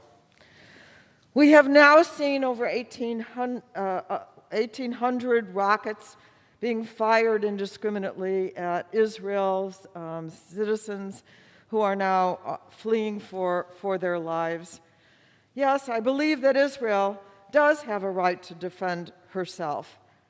Now 103 Palestinians and 7 Israelis are dead, including children. It is so painful, this cycle of violence that we see over and over again. Yes, I believe Israel does have the right to defend herself, but in the end, there are no winners. The United States can play a role. The Biden administration has dispatched the Deputy Assistant Secretary of State, his name is Hadi Amr, to Israel, and his job is to deal with the situation in Israel and Palestine. And I am hopeful that we will see a de-escalation and a ceasefire. But a return to status quo is simply not enough. Earlier this week, prior to the attacks, I was deeply disturbed by the intentional and the intended evacuation of Palestinian families, some of whom have been in their homes for decades. The Biden administration, through its National Security Advisor, Jake Sullivan, has also conveyed its consternation, its concern about the evictions, and has called and has urged the administration to remain heavily involved to secure to address the root causes of this violence, including ongoing evictions, displacements, and occupation as it works to secure a ceasefire. The violence must end now, and we must work to enable dialogue that can lead to a just, safe, and secure future for both Israelis and Palestinians. And I yield back. Thank you very much for those words, Representative Schakowsky. It is now my honor to yield 3 minutes to Representative Chuy Garcia from the state of Illinois. Thank you, Representative Pocan, to members of the body. The occupation must end, and there must be a just solution for both peoples. We cannot keep turning a blind eye to the practices that rob people of their generational homes and detaining children. Israeli and Palestinian families want to raise their children in safety and in peace, and we've got to take firm diplomatic steps to support those goals. While the evictions in West Jerusalem and the hostilities around Al-Aqsa Mosque seem to have provoked the latest escalation and violence, we've got to take a hard look at how the situation has changed in recent years. The Biden administration must reverse Trump's detrimental actions and take steps to ensure that U.S. aid to Israel cannot be used for seizure or destruction of Palestinian homes. We've also got to continue humanitarian aid to Palestinian territories. The use of war-grade weapons and the killing of civilians must stop. I've always strongly supported a rights-based approach and a two-state solution to the Israeli-Palestinian conflict. And the current situation makes it more crucial than ever that we pursue viable pathways toward equality, self-determination, and peace. I sincerely thank Mr. Pocan and the Progressive Caucus for putting this special hour together. I hope and pray that the death and self-destruction will end and that we may work on a peaceful solution centered on the humanity and the rights of all involved. I yield back to Representative Pocan. Thank you very much for those words. It is now my honor to introduce from the state of Indiana, the extremely patient, because he's been here for nearly an hour waiting to speak, Representative Andre Carson. Thank you, Congressman Pocan. You know, Mr. Speaker, I rise today in solidarity with the Palestinian people as they face grave injustices, violence, and certainly abuse. And I join the countless people around the world, Mr. Speaker, who are vehemently opposed to the planned forced evictions of Palestinians in Sheikh Jarrah and saddened by the escalating violence that threatens Israelis and Palestinians alike. We must condemn all forms of violence and mourn the loss of both Palestinian lives and Israeli lives. I stand here today as one of 3 Muslims serving in Congress on Eid Day, heartbroken to see the attacks on worshipers at the Al-Aqsa Mosque, one of the holiest sites of Islam, and our holiest month of the year by the Israeli government. For decades, Israel has violated international law and basic human rights through its systematic displacement of Palestinians. For too long, America has looked the other way as Israel has engaged in this horrific campaign against Palestinians. Now, Israel is our security partner. In fact, the U.S. alone gives Israel billions of dollars per year. But we must make sure that our taxpayer dollars are not being used to fund human rights violations. Enough is enough.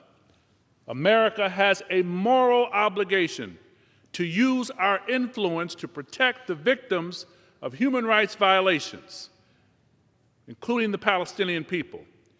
And we must work to strengthen our work to bring peace to this region.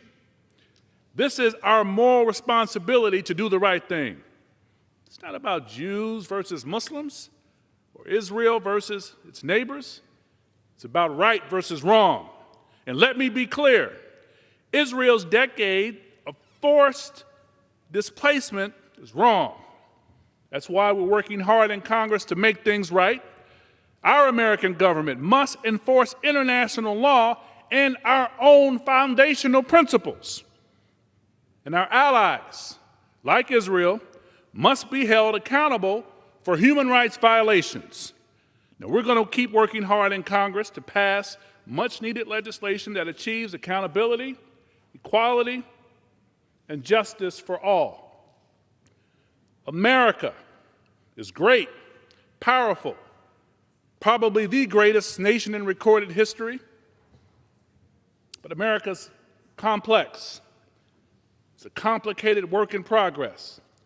For centuries, she has engaged in and enabled the mistreatment of countless people, from the slavery enshrined in this Constitution against Africans, to the taking of land from Native Americans, or the shameful support of dictators beyond our shores. But today we face an inflection point, a reckoning of whether we will stand up for the values we claim to cherish, or if we will turn a blind eye to repeated violations of human rights. We cannot turn our backs now. We must recognize that this is an international struggle and stick by the words of Dr. King when he said, "Injustice anywhere is a threat to justice everywhere." I'm thankful for Dr. King and for the long list of great Americans who have helped bend the arc of the moral universe toward justice. We stand on the shoulders and march in their footsteps as we advance their legacy and boldly stand up to protect the human rights of the Palestinian people. By working together, we can ensure that America uses her power for good in Palestine and around the world. Let's keep up this momentum. Let's help secure justice for the Palestinian people. Let's work for peace. Let's never give up. I yield back to Congressman Pocan. Great. Thank you very much for your words. And finally, I know we're short on time. I'd like to yield to my colleague from Texas, Representative Joaquin Castro.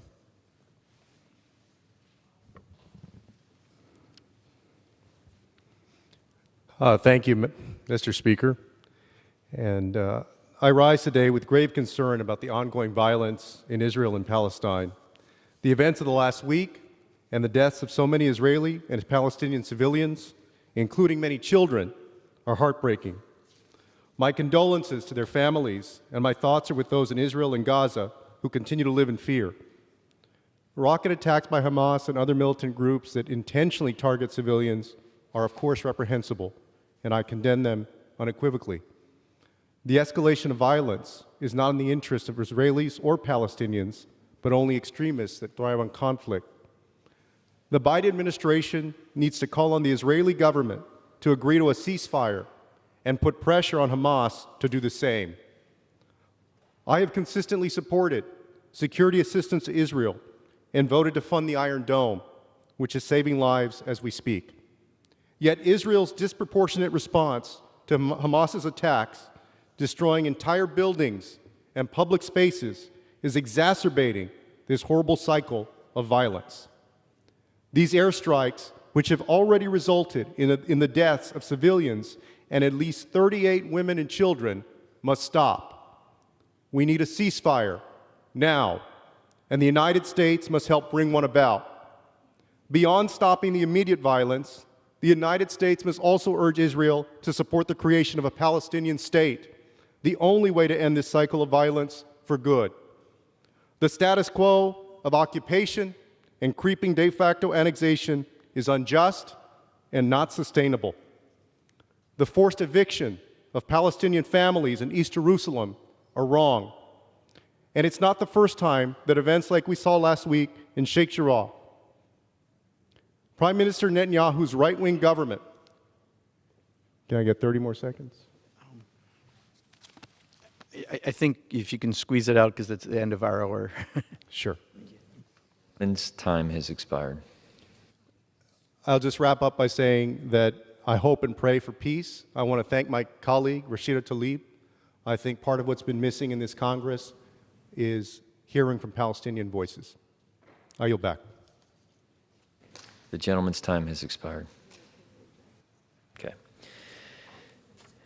Under the Speaker's announced policy of January 4th, 2021, the Chair recognizes the gentleman from Arizona, Mr. Schweikert, for 30 minutes.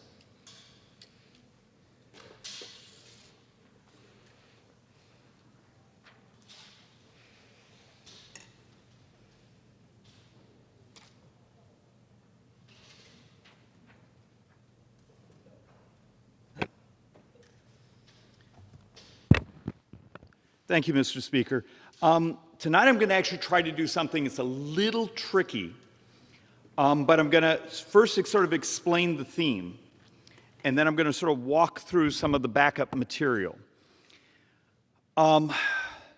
We understand right now our brothers and sisters on the left have, another $4.5 trillion of spending, maybe it's 5, in the pipeline. A couple major multi-spending of that, let's call it that $4.5 trillion over the next 10 years. They claim to have about $3 trillion in tax increases coming to pay for it. The reality, and I'll hopefully be able to do this over the next couple of weeks as we try to get more details and work through it line by line, it also requires that you hit every mark on the revenue raised, that all sorts of programs expire, which is really unlikely around here, and also certain spending expires. It's just not real. So our top of the napkin math right now is, at best over the 10 years, it's a couple $1 trillion of new revenues. Well, one of the set of revenues it's being discussed is, well, let's tax the wealthy. Okay. Except when you walk through the math there, let's raise capital gains tax, let's raise basis, let's raise individuals' income tax, and also then you add in, let's raise taxes on corporations. Fine. But we're already starting to see the data coming in saying just going to the 28% on the corporate tax rate is 1 million jobs over the next 24 months. Okay, so the Democrat Party wipes out 1 million jobs and takes, I think it was a little less, like 119 billion or something off just the GDP from those 2 years. And you start to lay out, that's just the corporate income tax. Now start to do the capital gains, which the beauty of capital gains is it's risk-taking. It's the type of investment that makes the working poor less poor. It's the type of investment that takes risk that makes us more productive. Because you all remember your high school economics class. What are the 2 ways a worker gets paid more? Inflation, which means you got paid more, but it didn't get you anything, or productivity. And without that risk capital, you lose that productivity investment. So, if the Democrats really intend to spend that much money and really intend to keep driving up the debt and deficits the way they are, I want to make a modest proposal of where they could find some offsets. And I'm shocked this isn't discussed more around here. Instead of marching in and saying, we're going to tax rich people, even though much of that money actually goes to create jobs and investment and economic growth and productivity growth for our brothers and sisters who are in the hard-working class, why don't we stop subsidizing the rich? I'm going to show a number of boards here today on how this government takes some of the very, very, very wealthiest in this country and, on one hand, says, pay the taxes. Oh, by the way, we're going to hand you back the cash. I'm going to show you one board where individuals with multi-million-dollar houses on the beach then get dramatically subsidized flood insurance from the federal general fund. And over and over and over. If this is the path the Democrats intend to go, could they consider cutting spending? Because cutting that spending would be much less distortionary, if that's an actual word, distorting the economy, because the taxes being discussed right now are going to hurt the economy, they're going to hurt working people, and they're going to really hurt the working poor. So if you need this much revenue, and our back-of-the-napkin math right now is about $1.4 trillion over the 10 years, in subsidies that could be cut for that very top fraction of income earners, wealth holders in the United States. So there's a place to get your revenue without creating the economic distortion being discussed right now. So let's first talk about the reality of where we are at as a people, as a society, as a country. How many actually right now know the latest numbers from CBO on how much trouble we're in just on Medicare? The 30-year window right now on Medicare is $71 trillion shortfall just in Medicare. Remember, in Medicare only it has, the A, the B, the C, the D, but the Part A, which is the hospital portion, is the only part we collect as part of your FICA tax. Everything else ultimately comes out of the general fund. And we always talk about Part B and Part D because Part C is the managed care portion. But if you look at the actual outlays of the program, and then you actually look at the interest cost, and you remove the Part A, the hospital portion, it's $71 trillion, and it's just Medicare. And this is, I'm just stunned more members of Congress don't actually understand this, are willing to tell their constituents the truth. That Medicare number represents 67% of the deficit debt shortfall over that 30 years. Once again, the Medicare shortfall is 67% of the debt we're going to be in 30 years. So we take that. Now let's add in Social Security is actually in better shape. It functionally has only about a $28 trillion shortfall over the next 30 years. Because you reach in, you take the portion of the trust fund, and here's the trust fund portion. You see the green sliver? Then the rest are what we predict as incoming payroll taxes. Then here's the program's outlays, and then the interest on the shortfall. And so work with me. If Medicare is 71 trillion, Social Security is 28 trillion, right there you're at what, $99 trillion of the debt is driven by just Social Security and Medicare. Well, the good news is, if it's that, the rest of the budget over that 30-year window is actually only about $3 trillion short. So in a perverse way, the rest of the budget actually is, well, out of balance by only $3 trillion. It's pretty close to being in balance in the type of numbers we're using here in Washington today.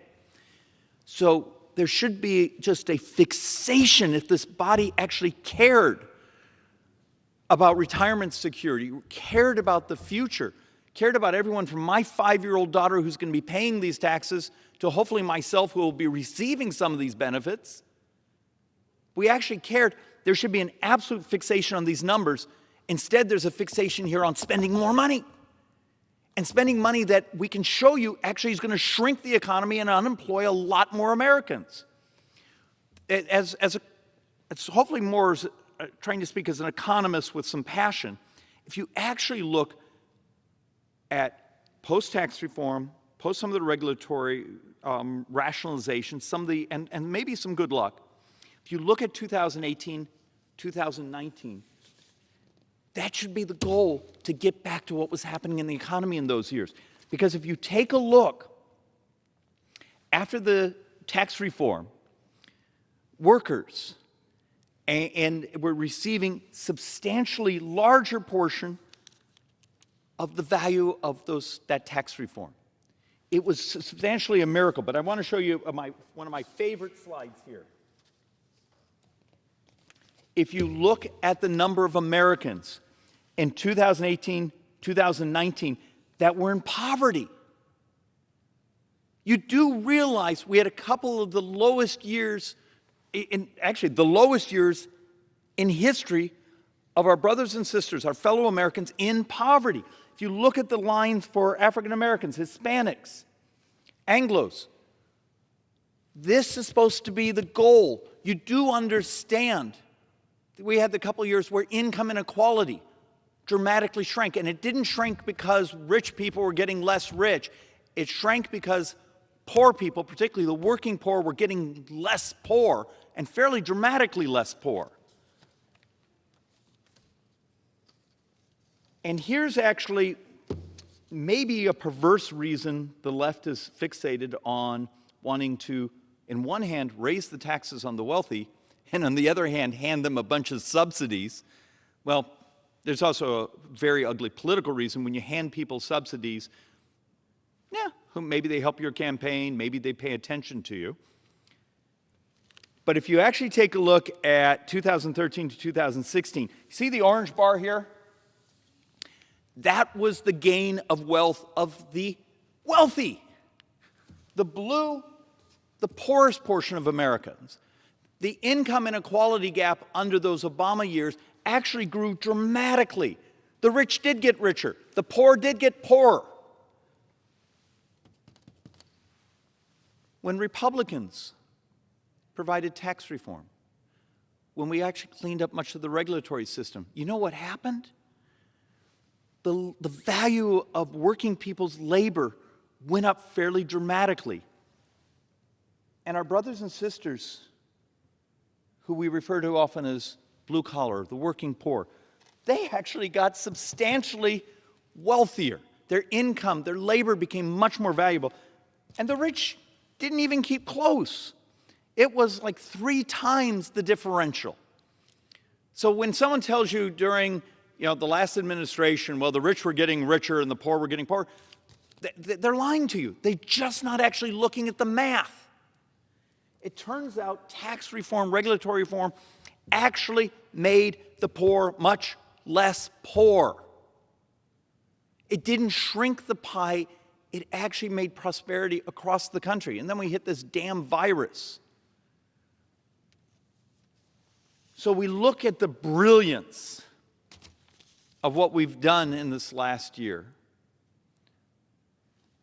and you start to realize the economic violence we're committing on the poor. Actually, before we do this board, what are some of the things you can do to really crush the working poor in your country? Open up the borders. Make those who may not have finished high school, that what they sell is their talent and their labor. They may not have high skill sets. And for so long, that skill set didn't have enough value in this economy. And then in 2018 and 2019, we saw the working poor get dramatically less poor because their labor became much more valuable. When you open up the border, you flood the marketplace with those who compete with them with similar skill sets. You make the poor less poor. And we have lots of data. A couple of weeks ago, I actually showed some charts that showed one of the most vicious things, economic violence you can commit to the working poor, is having an open border. But what's the number two thing? It's what we've been hearing about the last couple days. When you see this type of inflation on gasoline, on commodity foods, on being able to put a roof over your head, the middle class, it hurts. The upper classes, they actually make money because they hold lots of assets. They're getting richer now. But if you're part of that working poor, that blue-collar working class that did so well in the previous couple years, they're getting their heads kicked in right now because we have pumped in so many dollars chasing so few goods. We're kicking the poor in their head. And it's the policies coming out of this place that are doing it to them.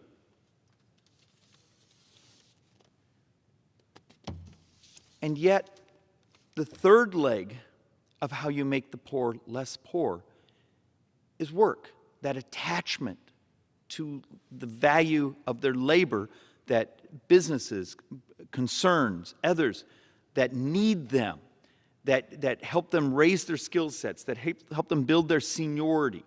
And yet we have a system right now, and you can see in this chart, where in much of the country, we're paying people more money to stay home than take the employment.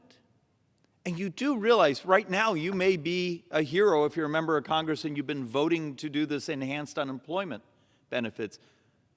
But in the future, when those things start to run out and they've lost a year, 2 years of skills, of seniority, of moving up in the organization they are employed by, you explain to them why their lifetime wages have been crushed. And much of this, some of this is also driven by the teachers' unions, playing games of not opening up. And do we understand the level of economic dislocation that these policies are going to give us, not this year, not next year, but maybe for the coming decade? So let's actually go back to my previous theme. We see that economic robustness, vitality, opportunity, economic growth is moral. If this place truly cares and claims they care about workers and the working poor, now we're about to do the next round of economic kick in the head by, well, we're going to call it taxing the wealthy, but we're also going to remove the very capital out of the markets that go to the investments that make us more productive, that make it so we can hire and pay people. And you already saw the one study, and I have it right over here on the chair, that says just the corporate tax hike will unemploy 1 million Americans in the first 24 months. So let's actually walk through and see how bold and how economically literate the left is around here. Here is National Flood Insurance Program. Well, it turns out that actually if you look at the chart over here, where much of the subsidized spending coming from the general fund, it's for the folks that are 165% of the mean income and up. And actually, we were trying to work out another chart that showed that it was actually some of the top 1, 2, 3% of income earners and wealth holders in the entire country were actually getting the substantial portion of the subsidized flood insurance. If you need more money to keep spending, maybe cut some of the spending where you are subsidizing the very people you're threatening to tax. It's a really creative, simple idea. Cut some spending. And you can cut the spending on the very people that you vilify so much. And look, a couple of these are uncomfortable, but it's still the math. If you look at some of the top wealth households in the nation, and you take a look at how much money will go to those individuals in everything from Social Security, Medicare, other types of programs, we really need to understand does it make sense to play this shell game of saying Democrats are going to raise the taxes on the rich, okay, but we're going to turn around and hand you all these benefits and hand you all these subsidies through the other hand. It's an irrational sort of washing machine of the money. So another one I'll give you is you take a number of the subsidies that go to agriculture and take the sliver that are the wealthiest holders of those agribusinesses. Guess where the substantial portion of the subsidies go? So on one hand, you're saying, we're going to tax you more, but we're going to turn around and hand you back the commodity subsidies. It's an irrational plan, once again, devoid of basic math and basic economics that the Democrats are proposing.